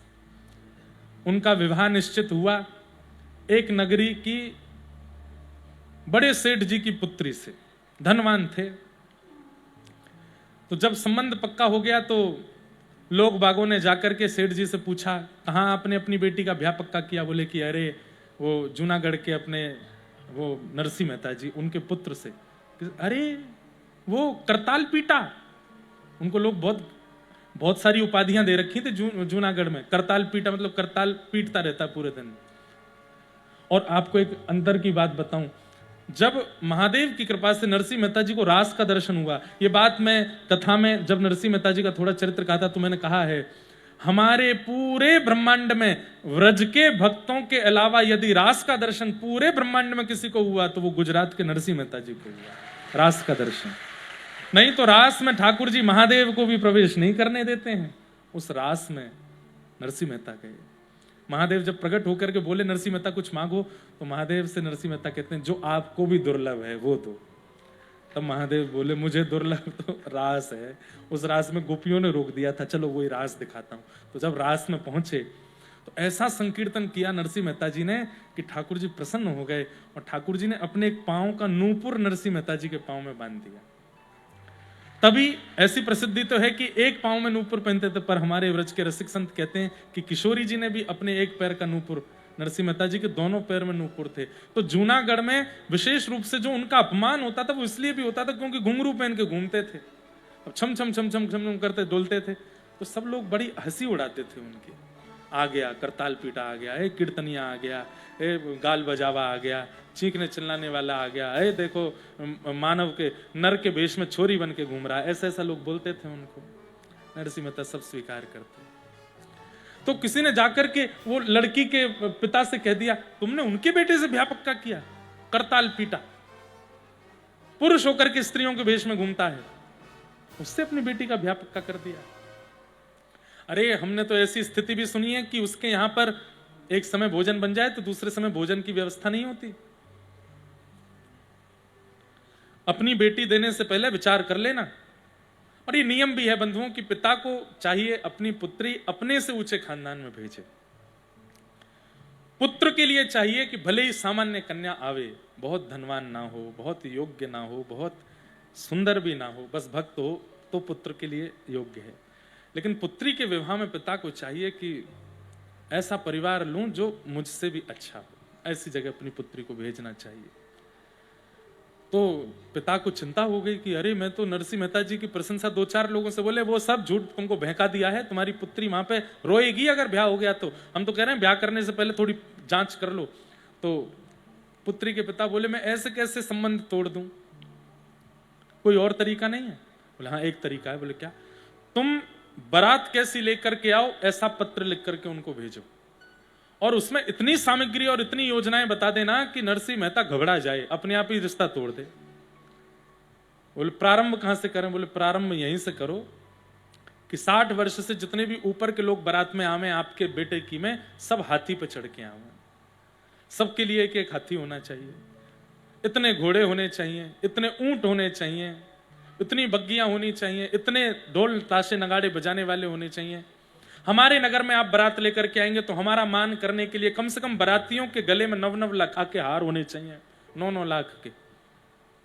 ऐसी मणियां होनी चाहिए, ऐसे रत्न होने चाहिए। और दुल्हा अभी तो मतलब ये चली रही है, 2-4 पन्ने तो बारातियों के में ही लिख दिए कि ऐसा ऐसा हो तो दुल्हा की बारी आई। 4 पन्ने में दुल्हा की ऐसी जूती होनी चाहिए, ऐसा पाग हो, ऐसी घोड़ी हो कि महाराज उसको देख करके, घोड़ी देख करके मूर्छित होने लग जाए, दुल्हा की तो दूर की बात है। सब पत्र लिख दिया। बोले अब तो नरसिंह मेहता, अरे बड़े बड़े सेठ साहूकार के पास भी पत्र पहुंच जाए तो वो रिश्ता तोड़ देंगे कि भाई हम नहीं कर सकते। नरसिंह मेहता तो तोड़ ही देगा, और इसमें आपकी भलाई होगी कि आपने नहीं तोड़ा, उन्होंने तोड़ा। हाँ भेज दो। पत्र पूरा लगा करके जय श्री कृष्ण ऊपर लिख करके भेज दिया। नरसिंह मेहता बैठे थे, इतने में वो पत्र वाहक पहुंचे। अरे नरसिंह जी आपके नाम से पत्र आया है। बोले अच्छा लाओ भैया दो। जैसे ही पत्र दे करके गए, नरसिंह मेहता भजन कर रहे थे, भजन करने के बाद पत्र देखा, उस पर जय श्री कृष्ण लिखा था। अरे भैया आपने कहा ये तो मेरे नाम का पत्र है, मेरे नाम का पत्र होता तो नरसिंह मेहता, जय श्री कृष्ण ठाकुर जी का पत्र, मैं तो इसको खोलूंगा भी नहीं। दूसरे का पत्र देखना नहीं चाहिए। ठाकुर जी के किसी भक्त ने भेजा होगा, भैया दूसरे का पत्र पढ़ना गलत बात है, मैं नहीं खोलूंगा। भीतर गए, ठाकुर जी के सामने धर दिया, आपके किसी प्रेमी ने आपके लिए पत्र भेजा है, जय जय, पढ़ लेना, विचार कर लेना। नरसिंह मेहता गए, ठाकुर जी बोले पढ़ ले, एक बार देख तो ले, कम से कम घोड़ी तो हुस्त पुस्त ले आई हो। लेकिन ठाकुर जी मन में विचार, बोले नरसिंह मेहता का कितना समर्पण है मेरे प्रति। केवल मेरा नाम जय श्री कृष्णा तो संबोधन है, जय श्री कृष्णा तो एक प्रणाम है, वो देख करके वो कहता है कि मेरे नाम का पत्र है तो मैं देखूं। अब जब मेरे को देखने को कहा है तो जिम्मेवारी मेरी है। यहां बहुत दिनों तक जब नरसिंह मेहता की कोई खबर नहीं आई तो लड़की वालों ने समझा भाई रिश्ता पक्का ही होगा, तभी कुछ नहीं आया है, तैयारी करो। एक आध बार बीच में मिल भी गए तो बोले आपने सब देख दा? हाँ सब ठीक है, हम तो लेके आएंगे अपने बेटे की बारात। ठीक है तो पढ़ ही लिया होगा।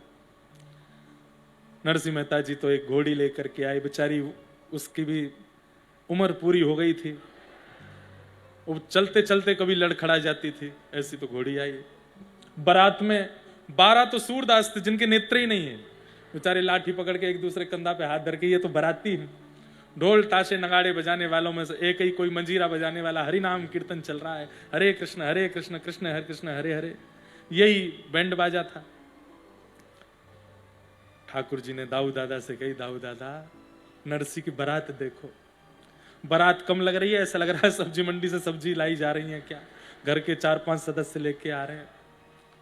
लेकिन यानी मेरे भरोसे छोड़ दिया तो अब व्यवस्था मैं ही करूंगा। इतने में ही एक सेठ जी आए, सेठ जी नहीं थे, ठाकुर जी नहीं भेजे, अक्रूर जी जाइए, सेठ जी बनकर सेठ जी आए। आकर के नरसिंह मेहता जी पहचाना? बोले नहीं भैया। अरे आप वहां कीर्तन करने आए थे, मैं कीर्तन में सबसे आगे बैठा था, मुझे पता चला आपके बेटे का ब्याह है, मैं सेवा करूं थोड़ी, बारात में मेरे भी परिवार के लोग, मेरे भी जन आना चाहते हैं, वो भी चाहते हैं कि आपके साथ आपके बेटे की बारात। अरे चलो भैया कोई दिक्कत नहीं, आ जाओ। थोड़े ढोल ताशे नगाड़े वाले ले आऊं? बोले ले आओ। अब वो तो महाराज लेकर के आए कम से कम 12,000 लोग, ऐसी ऐसी मणियां, ऐसे ऐसे रत्न पहन करके, ऐसे ऐसे सुंदर सुंदर आभूषण पहन पहन करके लोग। नरसिंह मेहता देखें, बोले ये परिवार है आपका? बोले भैया हमारे जो समधी जी उनको कहीं से पता तो करवा दो कि भोजन की व्यवस्था रखी हो उन्होंने। बोले वहां सब व्यवस्था, हमें चलने दो। इतने में ही एक और सेठ जी आए कहीं दूसरे, अरे नरसिंह जी मैं आपका कीर्तन सुना था वहां पे, बड़ी कृपा, पता चली आपके बेटे का ब्याह है। बोले तो? बोले मेरे पास में कम से कम 100 घोड़ी और ये पशुशाला है, बहुत सुंदर एक घोड़ी है, आपकी आज्ञा हो तो उस पर इनको बैठा दे। बोले हाँ बैठा। मेरे यहाँ हाथी भी हैं, घोड़े भी हैं, आपकी कृपा हो जाए, ये बेचारे सूरदास बिना नेत्रों के लाठी, उस पर बैठा देते हैं इनको। बोले हाँ बैठा दो। हाथी आ गए, घोड़े आ गए, उस पर सूरदास बैठे हैं। महाराज पूरी बारात सजती जा रही है।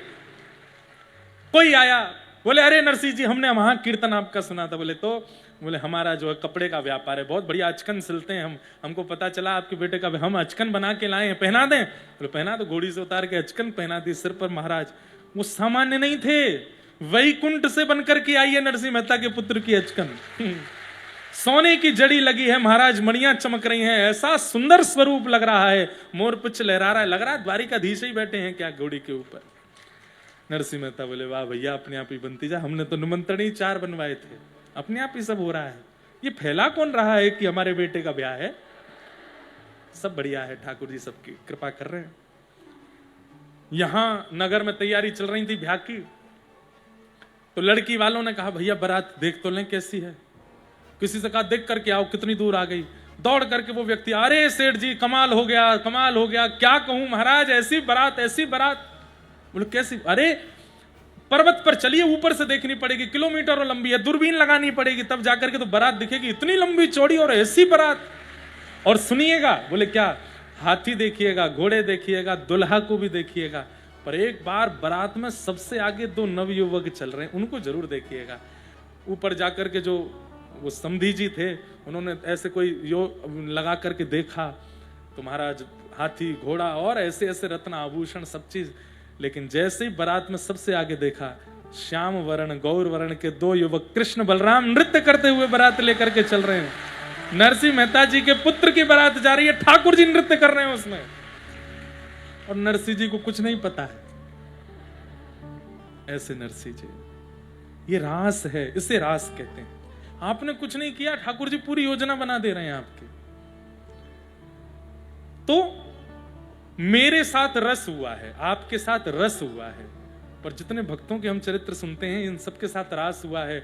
हम भक्ति के पथ पर इसलिए चल रहे हैं कि हे नाथ, मुक्ति नहीं चाहिए, भुक्ति नहीं चाहिए, बस एक बार हमारे संग भी कुछ रास करो, कोई अनुभव ऐसा कराओ। और होते हैं थोड़े थोड़े रास तो सबके साथ होते हैं। वृंदावन की बहुत याद आई, तभी किसी ब्रजवासी का फोन आ गया। वृंदावन की बहुत याद आई तो ब्रज से कोई आ गया। वृंदावन की बहुत याद आई तो वहां का कोई प्रसाद लेके आ गया। वृंदावन की बहुत स्मृति हुई तो परिवार के किसी व्यक्ति का फोन आ गया, भैया हम ब्रज जा रहे हैं, चलोगे? ये छोटे छोटे रास तो सबके साथ होते हैं, पर वो विशिष्ट रास हो, उसकी इच्छा सबके चित्त में होनी चाहिए। गोपियां रास का अधिकार प्राप्त कर चुकी हैं। ये व्रज की गोपियां कौन है बंधुओं? ये त्रेता के दंडकारण्य वन के वही संत हैं जो राम जी के दर्शन के इच्छा में रह गए, लेकिन राम जी का दर्शन नहीं हो पाया। तब हनुमान जी ने आकर के इनको सांत्वना दी, आप लोग चिंता मत करो, राघव जी के आपको दर्शन नहीं हुए, प्रतीक्षा करो, अगले युग में भगवान कृष्ण बनकर के आएंगे और आप सब संत व्रज की गोपी बनकर के आओगे, तब ठाकुर जी आपको अनुभव कराएंगे। लोग व्रज की गोपियों पर उंगली उठाते हैं, व्रज की गोपियां ठाकुर जी के साथ नाची, व्रज की गोपियों ने ठाकुर जी के साथ ये किया। अरे तुमको पता क्या है कि कितना तप किया है उन्होंने इस अनुभव को प्राप्त करने के लिए। एक युग की प्रतीक्षा है उन गोपियों की।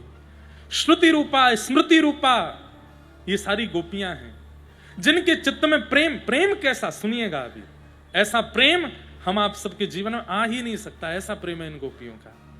इन गोपियों को ठाकुर जी ने आज्ञा दी थी कि मैं शरद पूर्णिमा की रात्रि पर तुम सबको स्वीकार करूंगा। आज जैसे ही पूर्णिमा का चंद्रमा उदयमान हुआ, आकाश में पूर्णिमा जैसे ही पहुंचा, सब गोपियों का चित्त व्याकुल होने लगा कि आज तो वही पूर्णिमा है जिस पूर्णिमा में श्याम सुंदर हमको मिलने वाले हैं। युगों की प्रतीक्षा आज पूरी होने वाली है। इतने में ही कदम्ब वृक्ष के नीचे ठाकुर जी बैठे हैं और सुंदर वेणु को अपने अधर पर धारण करके जैसे ही कोमल छिद्रों को कोमल उंगलियों से आच्छादित किया, प्राण पिरोए वंशी में, आहा, निशम्य गीतम तदनंगवर्धनम व्रज स्त्रिय कृष्ण गृहीत मानसा आजग्मुरन्योन्यम लक्षितोद्यमा सयत्र कांतो जबलोलकुंडला। ठाकुर जी ने ऐसी वेणु बजाई। अब बहुत ध्यान से सुनने वाली बात है ये।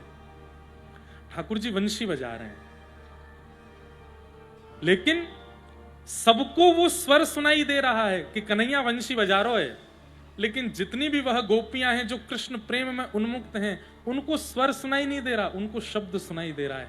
उनके कानों में मानो जाकर के वो वेणु ध्वनि शब्द का रूप ले लेती है और कहती है, अरे गोपी मैं तेरी प्रतीक्षा कर रहा हूं, जल्दी आ, या वृक्ष के नीचे या वन में तेरी प्रतीक्षा कर रहा हूं, जल्दी दौड़ करके मेरे पास आ। सब गोपियां नहीं भाग रही हैं ठाकुर जी के पास, जिनके कानों में जाकर के वो स्वर शब्द के रूप में जाकर के कह रहा है, जल्दी आ, मैं तेरी प्रतीक्षा कर रहा हूं, वही गोपियां भाग रही हैं। अब इसको आचार्य चरण कैसे बताते हैं कि कथा क्या है? कथा जो वक्ता करते हैं वो एक वेणु रव है। ठाकुर जी वंशी बजा रहे हैं। कई लोगों को लगता है कि केवल 4 घंटा का पास आउट है, व्यास जी बैठ करके 2-4 बातें बोलेंगे, बोल करके अच्छी बातें बोलते हैं, मन को अच्छी लगती है, हम चले जाएंगे, ये भी चले जाएंगे।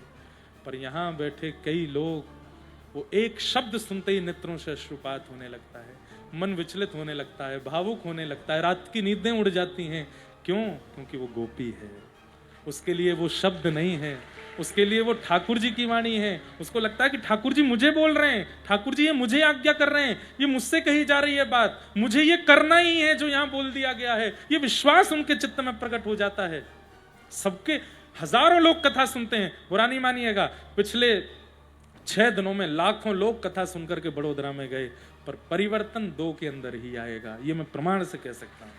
2 से ज्यादा नहीं आएगी संख्या, 2 से ऊपर संख्या नहीं पहुंचेगी। कल कथा पूरी होने दीजिए, वापस लग जाएंगे सब अपने कार्यों में, वापस लग जाएंगे सब अपने उल्टे सीधे खान पान में, वापस लग जाएंगे सब अपनी विषय वार्ताओं में। बहुत कम ऐसा होगा कि परिवर्तन हो, 2-4 ही होंगे जो इस 7 दिन में इतने परिवर्तित हो जाएंगे कि बस अब तो ठाकुर जी के संग रास ही होना है।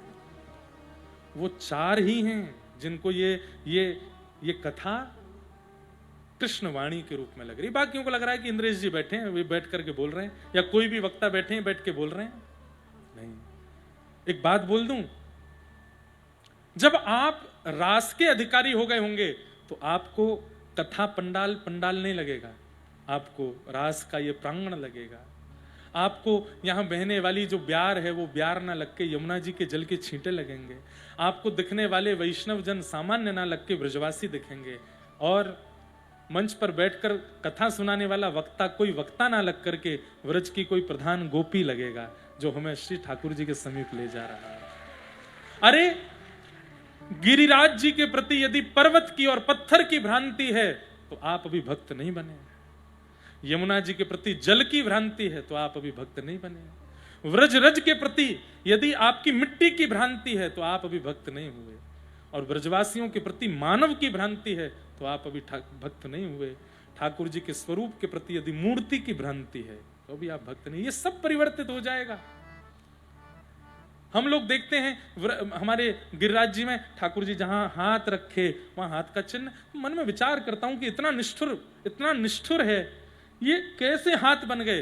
क्योंकि ठाकुर जी की गिरिराज जी के प्रति पत्थर की भावना नहीं है, ठाकुर जी की गिरिराज जी के प्रति किशोरी जी के हृदय की भावना है।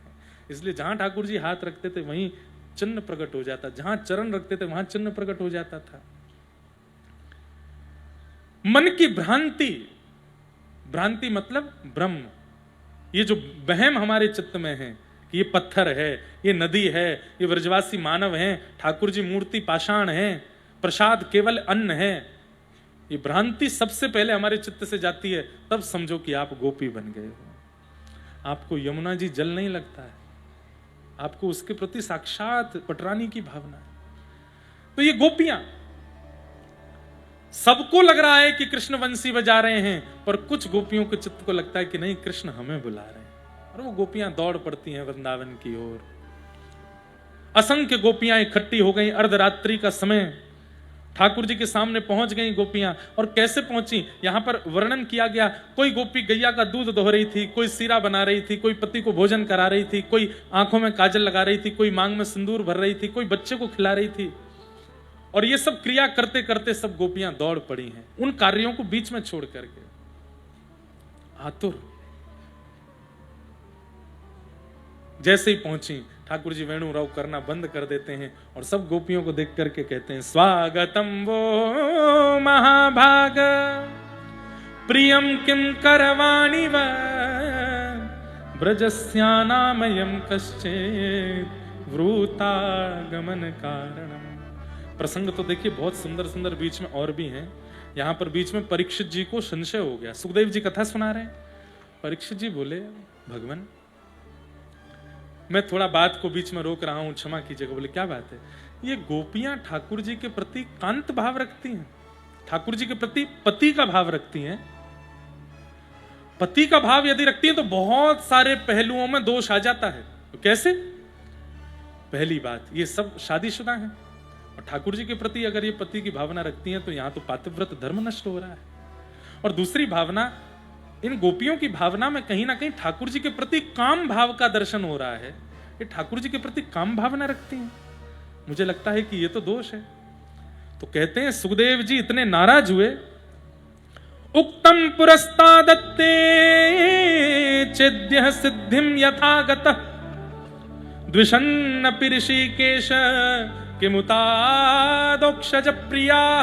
बहुत ध्यान से सुनने वाली बात है, सबके मतलब की बात नहीं, पर कुछ लोगों की भ्रांति दूर होगी इस बात से। सुखदेव जी बोले, अच्छा मतलब गोपियां कांत मान करके जा रही हैं, ठाकुर जी के प्रति मान लो कि काम भाव से जा रही हैं, तो तुम्हारे मन में दोष आ रहा है। और वहां रावण 100 गालियां ठाकुर जी को देता है, शत्रु मानता है, तब किसी ने प्रश्न नहीं उठाया। यहां पर शिशुपाल जो बिना 100 गाली दिए पानी नहीं पीता था, उस पर किसी को संशय नहीं है, उस पर किसी को चिंता व्यक्त नहीं होती। जब ये राक्षस ठाकुर जी के प्रति शत्रु भाव रख करके उनको प्राप्त कर सकते हैं, तो गोपियां कांत भाव रख के प्राप्त क्यों नहीं कर सकती? ये उन लोगों के लिए उत्तर है जो कई बार अपने घर के सदस्यों को, मित्रों को टोकते हैं कि तुम ठाकुर जी से प्रेम क्यों करते हो भाई, वो भगवान है, उनके प्रति भगवान भावना रखो, तुम भक्त हो, वो भगवान है, तुम कभी उनसे प्रेम कर रहे हो, तुम अपने आप को उनकी प्रियतमा मान रहे हो, तुम अपने आप को उनका प्रियतम मान रहे हो, तुम अपने आप को उनका भाई सखा बंधु मान रहे हो। अरे ये सारा पाखंड है, ये सारा अज्ञान है। इस तरीके का प्रवचन करने वाले लोग यहां पर सुखदेव जी डांट करके कह रहे हैं। और एक शब्द कहा है, व्यास जी मंच पर बैठे हैं, समझेंगे इस बात को। शुकाचार्य जी कह रहे हैं गोपियां कांत मान करके जा रही हैं, नहीं, किमुतादोक्षज प्रिया, अदोक्षज भगवान भी इनको अपनी कांता मानते हैं, इनको अपनी प्रियसी मानते हैं। ठाकुर जी के प्रति प्रेम होना ही प्रेम शब्द को सौभाग्यवंत बनाता है। संसार के प्रति प्यार होता है, आसक्ति होती है, प्रेम नहीं होता। प्रेम कहते किसको हैं, गोपियां परिभाषा देंगी, अभी समझिएगा उस बात को। ठाकुर जी ने कहा, आप सब क्यों चली आई इतनी अर्धरात्रि को, अपने पतियों को छोड़ करके आई हो? ठाकुर जी परीक्षा ले रहे हैं। ओहो, आप सब शादीशुदा हो, आप सब पति युक्त हो। अरे कईयों के तो बच्चे भी हैं, कईयों के तो नाती भी हैं। भगवान के रास में कौन सी गोपियां आई हैं? कई लोगों का भ्रम यहां भी टूटेगा। आबाल वृद्ध वनिता, 6 वर्ष से लेकर के 150 वर्ष तक की गोपियां हैं। मतलब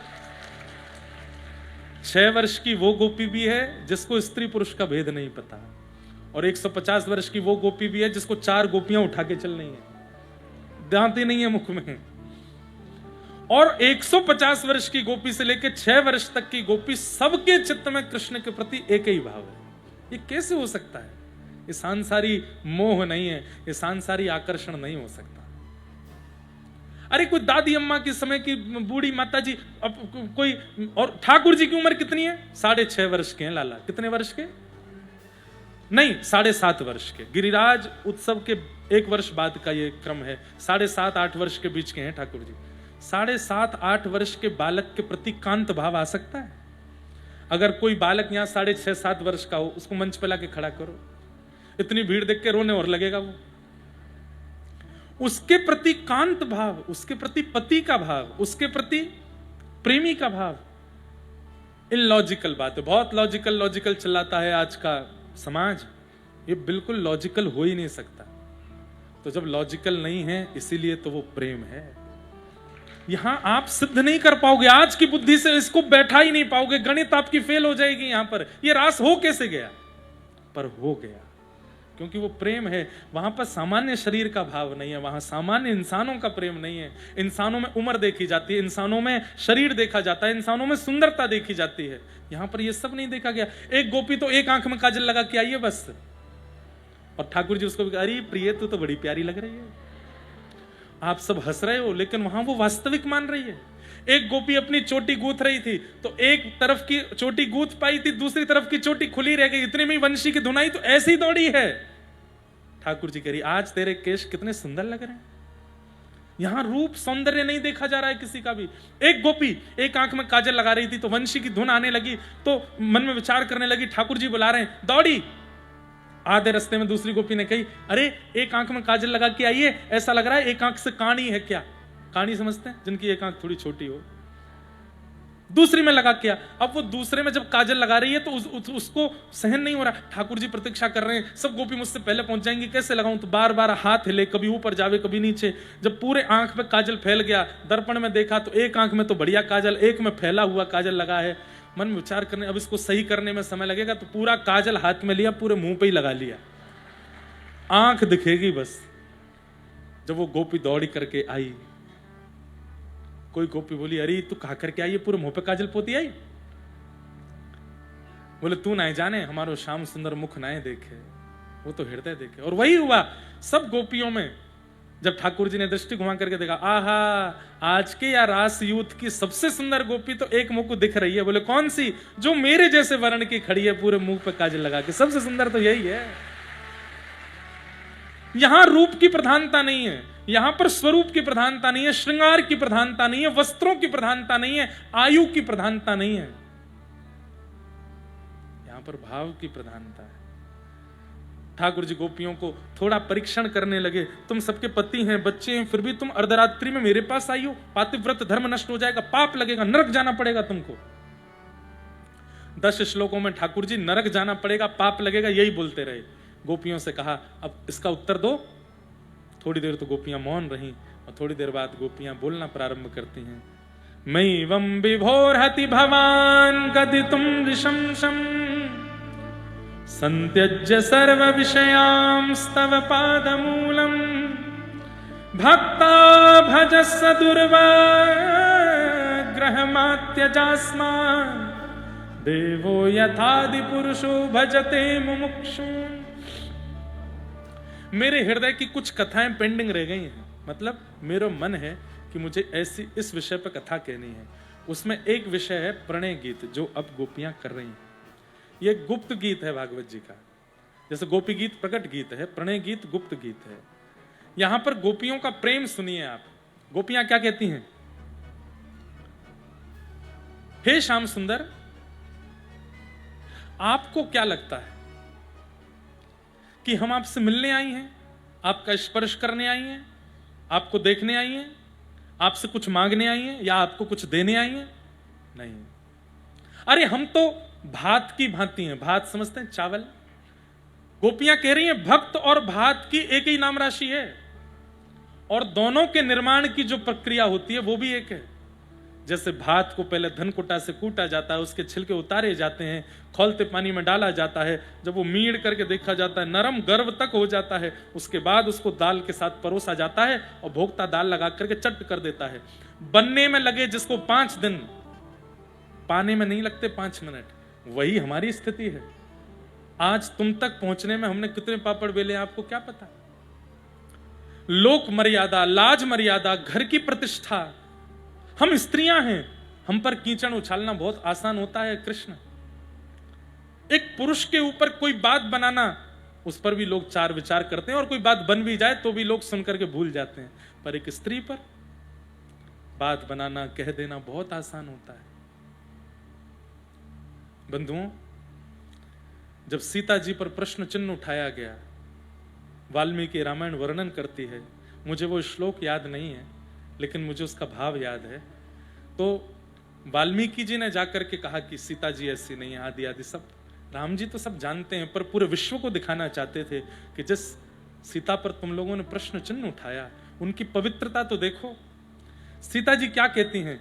यदि राम जी के अलावा कोई अन्य पुरुष का चिंतन यदि स्वप्न में भी मेरे चित्त में हुआ हो, ना हुआ हो, ध्यान से सुनिएगा, राम जी के अलावा अन्य पुरुष का चिंतन स्वप्न में भी यदि मेरे चित्त में ना हुआ हो, केवल राम जी ही मेरे मन में, चित्त में, स्वप्न में रहे हों, तो इसका प्रमाण धरती फट करके मुझे स्वीकार कर ले। और तुरंत पृथ्वी खुल गई और श्री सीता जी उसमें विलीन हो गए। अयोध्या के लोग रोते रह गए सीता जी के प्रति। राम जी बोले अब कुछ नहीं। एक स्त्री का अपमान करना बहुत आसान लगता है लोगों को। आज तक कितने लोग उसकी भरपाई नहीं कर पाए जो सीता जी का अपमान हुआ, अपराध हुआ। प्रसंग आता है कि विमान आया जब भगवान श्री राम के साकेत गमन के लिए, तो इतने विमान आए, जितने अयोध्यावासी थे सबके लिए विमान आया। लेकिन उस व्यक्ति के लिए विमान नहीं आया जिसने सबसे पहले सीता जी पर प्रश्न उठाया। माने तो सब लोग उसकी बात में हामी सबने भरी थी, लेकिन फिर भी उस बात को प्रकट करने वाले के लिए विमान नहीं आया। तो सब लोग जाने लगे, तो राम जी ने हनुमान जी से कहा कोई रह तो नहीं गया? बोले कि महाराज एक व्यक्ति रह गया है। बोले कौन? सामने आया। तो राम जी बोले ये तो वही है जिसने सबसे पहले सीता जी के भाव पर प्रश्न चिन्ह उठाया, उनकी पवित्रता पर प्रश्न चिन्ह उठाया, इसके लिए विमान नहीं आया। तो राम जी बोले क्यों नहीं आया? तो विमान भी बोलते थे। तो विमानों ने कहा जो हमारी आचार्य की अवहेलना करता है, जो हमारी किशोरी जी की अवहेलना करता है, आपकी अवहेलना करने वाला रावण था, उसको भी वैकुंठ मिल जाएगा, लेकिन आचार्य की अवहेलना करने वाले के लिए वैकुंठ के द्वार सदा के लिए बंद रहते हैं, इसके लिए विमान नहीं आएगा। तो राम जी को उस पर दया आ गई। तो राम जी ने धीरे से कहा सुनो, तुम हमारे सिंहासन के नीचे छुप के बैठ जाओ, हम अपने विमान में ले चलते हैं। ले गए। एक एक करके सारे विमान साकेत धाम में प्रवेश कर रहे थे। राम जी का सबसे बड़ा विमान जैसे ही प्रवेश करने लगा तो साकेत धाम के द्वार बंद हो गए। राम जी बोले ये क्या हुआ? 33 कोटि देवता खड़े हैं सामने, पुष्प वर्षा हो रही है, सब सोच रहे हैं ये मार्ग बंद क्यों हुआ।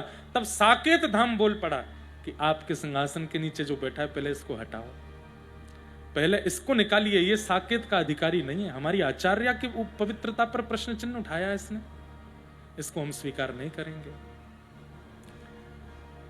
राम जी बोले भैया आप देखो, अब हम तुमको ले नहीं जा पाएंगे, लेकिन तुम चिंता मत करो, साकेत नहीं रहेगा, हम तुमको स्वर्ग भेज देते हैं, ठीक है? साकेत में नहीं रहोगे, स्वर्ग में तो रह लोगे। बोले आप जहां भेज दोगे। हे इंद्र इधर आओ, इसको लेकर के जाओ स्वर्ग में, इसकी बढ़िया खातिरदारी करना, हाँ इसको रखना वहीं पे। इंद्र ने तुरंत अपना मुकुट उतार के चरणों में धर दिया। बोले इसी वक्त इस्तीफा देता हूं, लेकिन स्वर्ग में इसको लेके नहीं जाऊंगा। हमारी किशोरी जी के ऊपर प्रश्न चिन्ह उठाया इसने। ध्यान से सुन लीजिएगा, स्त्रियों के ऊपर निंदा स्तुति करने वाले लोग, क्या होता है उसका परिणाम? उनकी पवित्रता पर प्रश्न उठाने वाले लोग, क्या होता है उसका परिणाम? इंद्र तैयार हैं अपनी पदवी छोड़ने के लिए। कहते हैं, आप सबको पता है, जब आप अपने आसन पर बैठ करके कोई भी जप कर्म करते हैं तो पंडित जी कहते हैं उठने से पहले जल छोड़िए, और जल छोड़ के माथे से लगाइए सम शक्राय नमः। क्यों? सतकृतवे नमः, कि कहीं आपका पुण्य इंद्र ना ले जाए। इंद्र पुण्य क्यों ले जाते हैं? कहीं ये इतना पुण्य ना कर ले कि अगले मनवंतर में ये इंद्र बन जाए। इतनी प्यारी है उनको अपनी गद्दी। इंद्र अपनी गद्दी नहीं छोड़ते, लेकिन सीता जी की अवहेलना करने वाले को स्वर्ग रखना पड़ेगा तो मैं त्याग करने को तैयार हूं। इंद्र ने भी मना कर दिया। तो राम जी बोले चिंता मत करो, हम पे 2 ही लोग हैं, क्या और भी हैं? और दूसरा लोग कौन सा? बोले शिवलोक में रह लोगे, हैं तो वहां पे भूत प्रेत पिशाच, भूत प्रेत रहते हैं, लेकिन हम शंकर जी से कह देंगे भूत प्रेत तुम्हारा कुछ बिगाड़ेंगे नहीं, थोड़ी एक जगह मिल जाएगी, रह लेना, जैसे आपके आगे। शंकर जी आए, बोले बाबा आए, कहिए राम जी। बोले इसको आप शिवलोक में ले जाओ। शंकर जी बोले मेरी तीसरे नेत्र अभी फड़फड़ा रहा है और त्रिशूल बस तैयार बैठा है, आप इसको हवाले तो करो, मेरे जला के भस्म कर दूंगा इसको। राम जी के पीछे जाके छुप गया। बोले भगवान मुझे बचाओ। बोले भैया अब तो एक ही लोक रह गया है। वो कौन सा? बोले नरक लोक। तुम चिंता मत करो, तुमको खोलते कढ़ाई में नहीं डाला जाएगा, तुमको पकोड़ा नहीं बनाया जाएगा नरक में। नरक के 28 प्रकार के नरकों का वर्णन है ना, बड़ा खतरनाक। तुमको यमराज जी अपने दूतों में शामिल कर लेंगे। भैंसा पे बैठ के यमराज जी आए, बोले इसको ले जाओ यमलोक ले जाओ। बोले महाराज पापियों के लिए है यमलोक, महापापियों के लिए है यमलोक, ये तो जघन्य पापी है। इसने सीता जी के पवित्रता पर प्रश्न उठाया, इसके लिए तो नरक में भी हमारे यहाँ जगह नहीं है, नहीं लेके जाएंगे। सोचिए। तब राम जी बोले मैं परमात्मा हूं, मैंने ही यमलोक बनाया, मैंने ही स्वर्ग बनाया, मैंने ही साकेत बनाया, मैंने ही शिवलोक बनाया, मैंने पूरा ब्रह्म। मेरी बात नहीं मानोगे? नहीं मानेंगे। तब बोले फिर ये इसको भेजें कहां? पृथ्वी ने पहले ही द्वार बंद कर दी, बढ़िया हुआ ही चला गया, बाहर बना हुआ था, पृथ्वी पर वैसे ही नहीं जा सकता, जाएगा कहां? ब्रह्मांड में थोड़ी लहरता रहेगा। तब सबने मिलकर के कहा, बोले एक ही उपाय है इसको स्वीकार करने का। बोले क्या? यदि जनक नंदिनी जानकी दुलारी श्री जानकी जी अगर इसको क्षमा कर देंगे तो हम इसको स्वीकार करेंगे। तब राम जी उसको लेकर के श्री जानकी जी के पास गए कि इसने अपराध किया, यही है जिसने आपके पवित्रता पर प्रश्न उठाया, जानकी जी तुरंत अपने आसन से उठ गईं, तुरंत उसके सिर पर हाथ फेरा, अरे ये तो मेरा बालक है, कोई बात नहीं, मैंने इसको क्षमा किया। जब किशोरी जी ने क्षमा किया तब सारे लोगों ने उसको स्थान दिया। गोपियां कह रही हैं कि स्त्रियों पर बात बनाना तो बहुत आसान होता है नाथ, पर जो बात बनाते हैं वो सावधान रहिएगा, नहीं करना चाहिए। स्त्रियों का सम्मान जिस कुल खानदान या जिस व्यक्ति के द्वारा नहीं होता, उसके हाथ का तर्पण भी उसके पितृ स्वीकार नहीं करते, देवता पूजा स्वीकार करें तो बहुत दूर की बात है। तो हम पर प्रश्न उठाना बहुत बड़ी बात है, लेकिन हम फिर भी लोक लाज मर्यादा की बिना चिंता किए हुए आज सब कुछ छोड़ करके आपकी शरण में आई हैं। आपसे मिलने की इच्छा नहीं है, आपके स्पर्श की इच्छा नहीं है, आपको देखने की इच्छा नहीं है, आपसे सुनने की इच्छा नहीं है। हमारा प्रेम केवल इतना है, एक बार कह दीजिए कि हाँ गोपियों तुम मेरी हो, बस इतना कह दीजिए। ये सुनकर के चली जाएंगी और जीवन भर इसी विचार में रह लेंगी कि आपने हमको स्वीकार किया। हमारा प्रेम केवल इतना है, कोई शिकायत नहीं करेंगी, कोई इच्छा नहीं करेंगी। ऐसा प्रेम हो सकता है किसी का कि तुम बस ये कह दो कि तुमने मुझे स्वीकार किया, अब जीवन में भले ही मुझे दिखना मत, मुझसे मिलना मत, मेरे पास आना मत, मैं इसी भाव में जीवित रहूंगा। ऐसा प्रेम नहीं है संसार का। और चलो मान लो मेरी आज की कथा सुनकर के किसी ने जाकर के अपने किसी मित्र से कह भी दिया, लोग बात तो ऐसी जल्दी इंप्लीमेंट करते हैं ना ऐसी बातों को, 3 साल बाद, 4 साल बाद, 5 साल बाद, 10 साल बाद क्या तुम उसकी स्मृति से विमुख हो जाओगे? निश्चित हो जाओगे। निश्चित कोई और प्रिय आ जाएगा, निश्चित कोई और आपके हृदय को भा जाएगा, वो प्रेम टिक नहीं पाएगा। पर गोपियां कह रही हैं जीवन में हृदय में स्थान किसी को देंगी नहीं, आपसे कभी मिलेंगी नहीं, बस एक बार कह दीजिए हाँ गोपियों मैंने तुम्हें स्वीकार किया, बस हमारा इतना ही प्रेम है नाथ, इसके अतिरिक्त हमें कुछ नहीं चाहिए। बहुत सुंदर है प्रणय गीत। और फिर अंत में गोपियां कहती हैं हम ज्यादा जिद नहीं करेंगी आपसे, हम जा रही हैं वापस अपने घर, हमारी एक वस्तु आपके पास है वो हमें वापस कर दो। ठाकुर जी बोले क्या है मेरे पास? कि चित्तम सुखेन भवतापहितं ग्रहेषु, हम चली जाएंगी वापस, हमारी एक वस्तु आपके पास है वो वापस कर दो। आज एक बात सुन लीजिए, रुक्मणी मंगल की कथा तो कल ही होगी, आज तो किशोरी जी और ठाकुर जी को विवाह उत्सव कर देंगे यहाँ पे उसी भाव से श्री ठाकुर जी का विवाह उत्सव हो जाएगा, क्योंकि फिर रेलगाड़ी भागेगी, उसमें आनंद आता नहीं। किशोरी जी और ठाकुर जी को कल फिर रुक्मणी मंगल से कथा का भाव प्रारंभ करेंगे। हम प्रेम से रास की कथा कह लें, हमको उसमें सुख मिल रहा है। हमारा तो देखो मन अगर कर जाए, अगर हमें खुली छूट कोई दे दे तो हम प्रथम स्कंद पे ही 7 दिन बोले, हमको उसी में ही सुख मिल जाएगा, उससे आगे जाने का मन ही नहीं होता। पर क्रम कभी कभी फिर पूर्ण नहीं होते तो कई विद्वान लोग प्रश्न उठाने लग जाएंगे, इसलिए क्रम पूर्ति आवश्यक है। गोपियां कहती हम जा रही हैं वापस, अपने अपने घर जा रही हैं। ठाकुर जी से बोली लेकिन हमारी एक वस्तु आपके पास है, हमें वापस करो। ठाकुर जी बोले मेरे पास क्या है? बोले हमारा चित्त आपके पास है, हमारा मन आपके पास है। बातें ऐसी करो कि ठाकुर जी पे प्रत्युत्तर नहीं रहे दोबारा देने के लिए। अब बताओ गोपियां क्या कह रही है? मेरा हमारा मन आपके पास है, वो हमें वापस करो। अगर हम बिना मन के वापस चली गई तो वैसे ही हमारा जीवन बर्बाद हो जाना है। क्यों? बच्चे कहेंगे मां सीरा बना दो, हम कहेंगे नहीं बनाना। क्यों? मन नहीं है। मन कहां है? मन तो कृष्ण के पास है। पति कहेंगे चलो यमुना तट पर घूमने चलते हैं, हम कहेंगे नहीं जाना। क्यों नहीं जाना? मन नहीं है। मन कहां है? मन तो कृष्ण के पास है। अगर चाहते हो कि हम वापस संसार में चली जाएं तो हमारा मन जो आपने चुरा लिया है उसको वापस करो। ठाकुर जी बोले वो तो मेरे बस में ना है, मैं कैसे वापस करूं? बोले वापस नहीं कर सकते तो हमको स्वीकार करो, हमें अंगीकार करो। ठाकुर जी बोले अरे गोपियों, मैं आज तृण तोड़ करके और शपथ लेकर के कह रहा हूं, मैं आप सबन को स्वीकार कर रहा हूं, आप सब मेरे। और जैसे ये बात कहा ठाकुर जी ने कि आप सब, अरे महाराज देश का प्रधानमंत्री अगर भरी सभा में एक का नाम लेके बोल दे कि ये तो मेले हैं, वो व्यक्ति उड़ने लगेगा आकाश में। वो नगर में आदमियों को आदमी नहीं कहेगा। देखी नहीं तेने प्रधानमंत्री क्या बोले? ले सुन क्लिप सुन।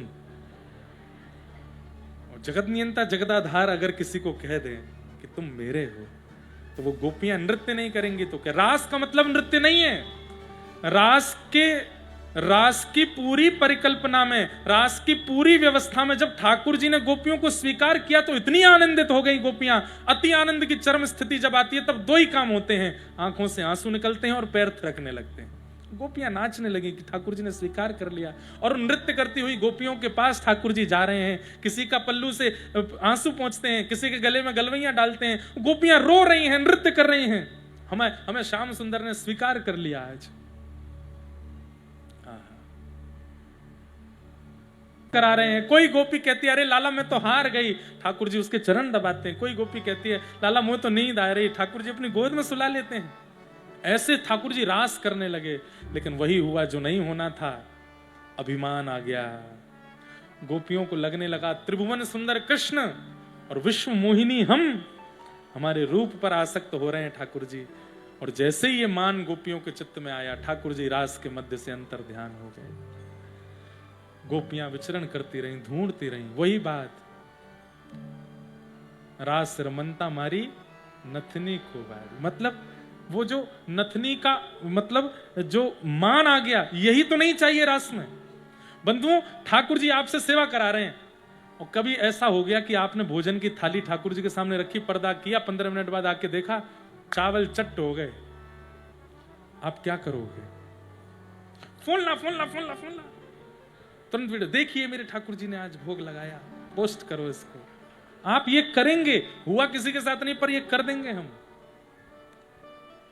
और फिर हम यही मान में चले जाएंगे कि हमारी भक्ति इतनी प्रिय लगती है ठाकुर जी को कि हमारे घर की रोटी पा रहे हैं। इसी मान के कारण ठाकुर जी, कहीं आपको मान ना आ जाए, यथावत थाली मिलती है 50 मिनट बाद भी, एक तिनका भी ठाकुर। एक बार हमारे व्रज की घटना बताते हैं, श्री राधारमन लाल जी का राजभोग हो रहा था। ठाकुर जी अपने राजभोग पा रहे थे। नियम है एक समय बांध दीजिए, ठाकुर जी को इतने समय बाल भोग आरोगाना है, इतनी देर राजभोग, और ठाकुर जी को बता दो नाथ हम 20 मिनट बाद आएंगे, आप पाओ प्रेम से। 20 मिनट में एक आध मिनट ऊपर ही हो तभी जाइए, पर उससे फिर पहले मत जाइए ठाकुर जी के पास। क्यों? ठाकुर जी के सब सखा प्रकट होते हैं, सब गोपियां एक साथ चारों तरफ सब बैठ के प्रेम से पाते हैं। और फिर जब जाओ तो बाहर से ताली बजा दो, घंटी बजा दो, ठाकुर जी कह दो ठाकुर जी हम आ रहे हैं, आप सचेत हो जाओ। ठाकुर जी फिर से अपने स्थान पे आके बैठ जाएंगे, आप भोग की थाली ले जाओ। तो हमारे वृंदावन में एक बार ऐसी घटना हुई, मैंने गुसाइयों से सुनी, सत्य है, सत्य ही है। राधारमन लाल जी की प्रसादी चल रही थी भोग भीतर, और गुसाई जी को समय पता है कि इतनी देर बाद ठाकुर जी के समीप जाना है। किसी और गुसाई से बात करते करते करते उनको लगा कि समय पूरा हो गया, और समय पूरा हुआ नहीं था। इतने में ही जैसे ही उन्होंने भीतर प्रवेश किया तो क्या पाया, श्री राधारमन लाल जी के ओष्ठ के पास में चावल का एक तिनका यहाँ चिपका हुआ है। ठाकुर जी प्रसाद पा रहे थे, बीच में ही पहुंच गए। कैसे पहुंच गया? तो ठाकुर जी की अपनी अवधि है।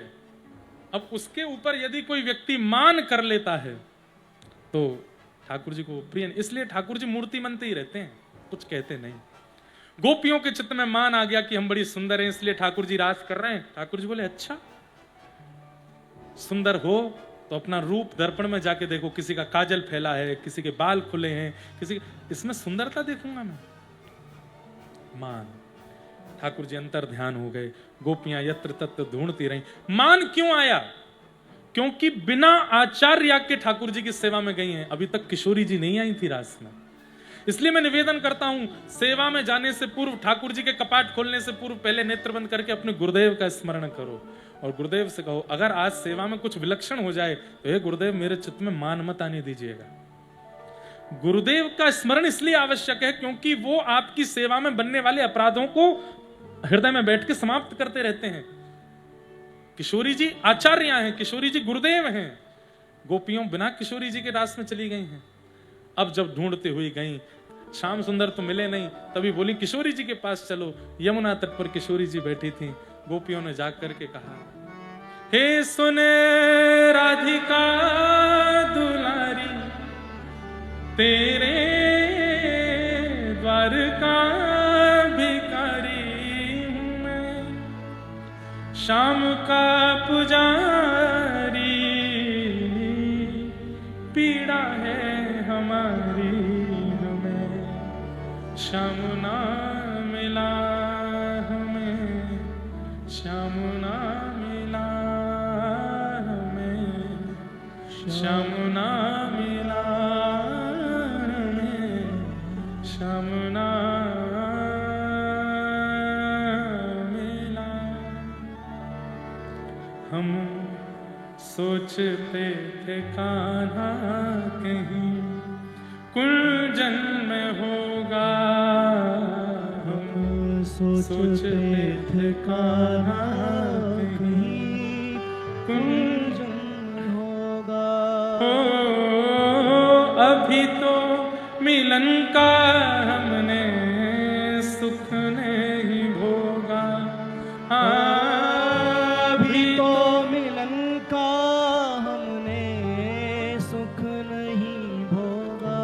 सुन के प्रेम की परिभाषा, सुन के प्रेम की परिभाषा, मन में बंधी थी जो आशा, मन में बंधी थी जो आशा, आशा हुई रे निराशा, झूठी दे गया दिलाशा हमें, श्याम ना मिला हमें, श्याम ना मिला।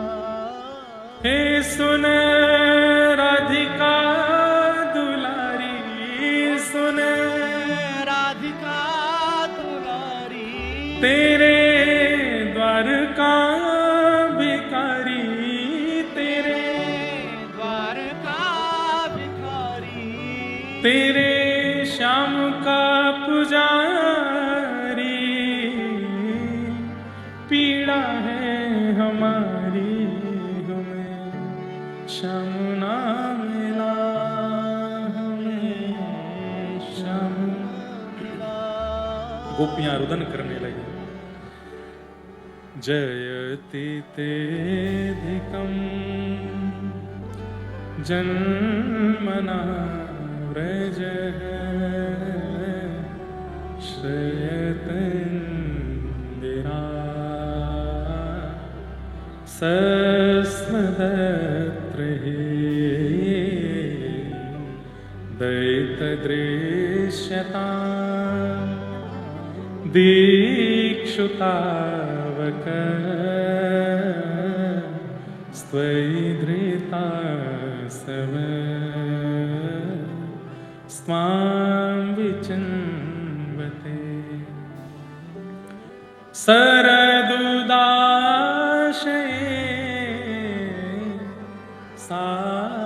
साधुजातस सरसिजोदर शेमुषादृश। गोपियों ने गोपी गीत गाया। बंधुओं, ये वो शब्द हैं जिन्होंने ठाकुर जी को प्रकट किया। जैसे ही गाया, ताशामाविर्भूत सौरी स्मयमाय मुखाम्भुज पीताम्बरधरश्रग्वी साक्षान् मन्मथ मन्मथ इति गोप्यः प्रगायन्त प्रलपस्त्यंश चित्रधा रुरुदो स्वस्वरं राजन् कृष्ण दर्शन लालसा।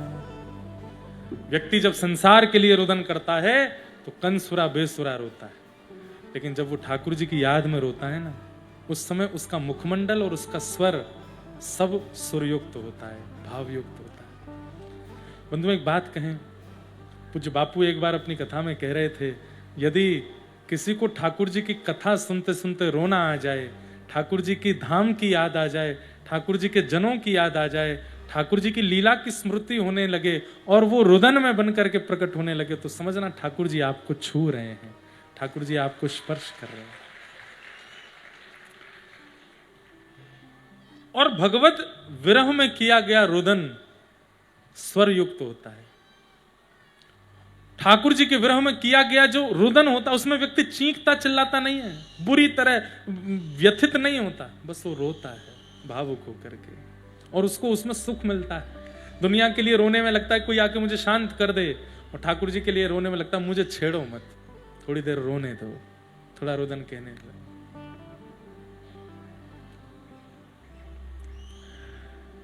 लेकिन जैसे ही ठाकुर जी पीताम्बरी पहन करके प्रकट हुए, अपने मुख को पहुंचते हुए सब गोपियां भाव आतुर हो गई, दौड़ पड़ी ठाकुर जी को, अपने अपने भाव से सबने पकड़ लिया, किसी ने हाथ पकड़े, पैर पकड़े, पीताम। अब इतनी सारी गोपियां कैसे पकड़े ठाकुर जी को? इतने में ही ठाकुर जी सब गोपियों को बोले, रुक जाओ, इतने विथित मत हो, मैं आप सबसे वचन देता हूं, आपके ऋण से मैं कभी उऋण नहीं हो पाऊंगा। और बंधुओं फिर क्या हुआ? रास में तो एक कृष्ण अनेक गोपियां थीं। अब ठाकुर जी बोले, हर गोपी प्रतीक्षा करे कि वासे प्रिय होंगे तो मेरे पास आवेंगे, वाते निवृत्त होंगे तो मेरे पास आवेंगे, एक ही कृष्ण है। ठाकुर जी बोले, नहीं, अब आप महारास में हो, जितनी गोपी उतने कृष्ण प्रकट हो गए। हर एक गोपी के लिए ठाकुर जी ने रूप धारण कर लिया, और कोई अंतर नहीं है, एक से ठाकुर जी, जितनी लाखों गोपियां थी उतने ठाकुर जी प्रकट हो गए। चारों तरफ गोपियां हैं, चारों तरफ कृष्ण हैं, और बीच में श्री प्रिया प्रियतम रास विहार कर रहे हैं। कैलाश में बैठे हुए महादेव बोले, मुंह पे नाय रुको, जा रहा हूं, मैं तो जाऊंगा रास में। ब्रह्मलोक में बैठे ब्रह्मा जी बोले, भैया वेद आदि सब थोड़े ने एक देर शांति रखो, मैं तो जा रहा हूं रास में।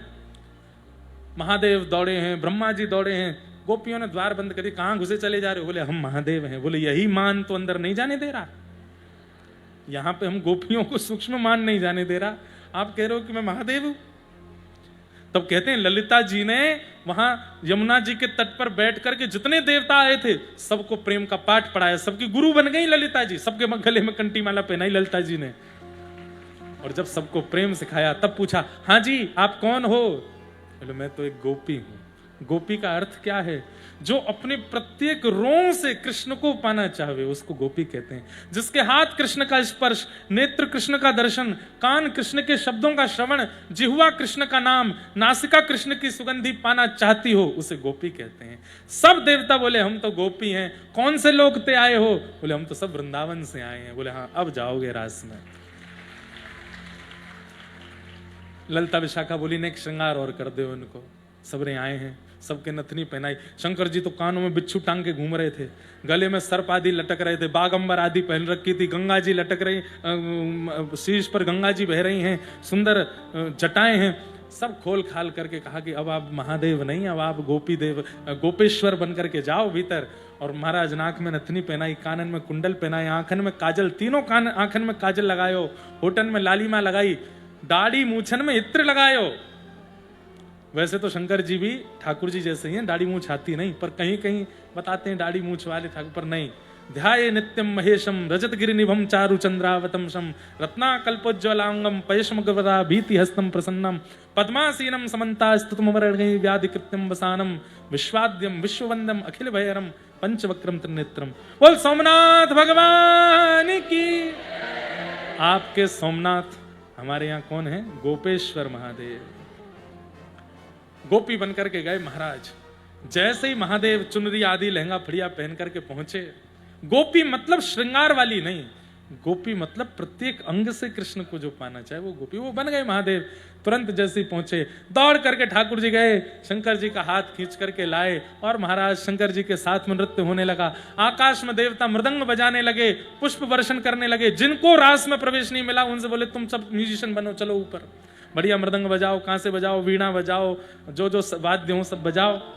सब वाद्य बजा रहे हैं, और महाराज केवल गोपियां और ठाकुर जी नहीं, वृक्ष भी धीरे धीरे झूम रहे हैं, यमुना जी भी झूम रही हैं, गिरिराज जी भी झूम रहे हैं, नंदाचल पर्वत भी झूम रहा है, ब्रह्माचल पर्वत भी झूम रहा है। अरे कहां तक कहें महाराज, वृक्षों के ऊपर बैठे हुए पक्षी भी झूम रहे हैं, आकाश भी झूम रहा है, पृथ्वी भी झूम रही है, सूर्य चंद्रमा भी झूम रहे हैं, तारे भी झूम रहे हैं। क्यों? वृंदावन में महारास हो रहा है।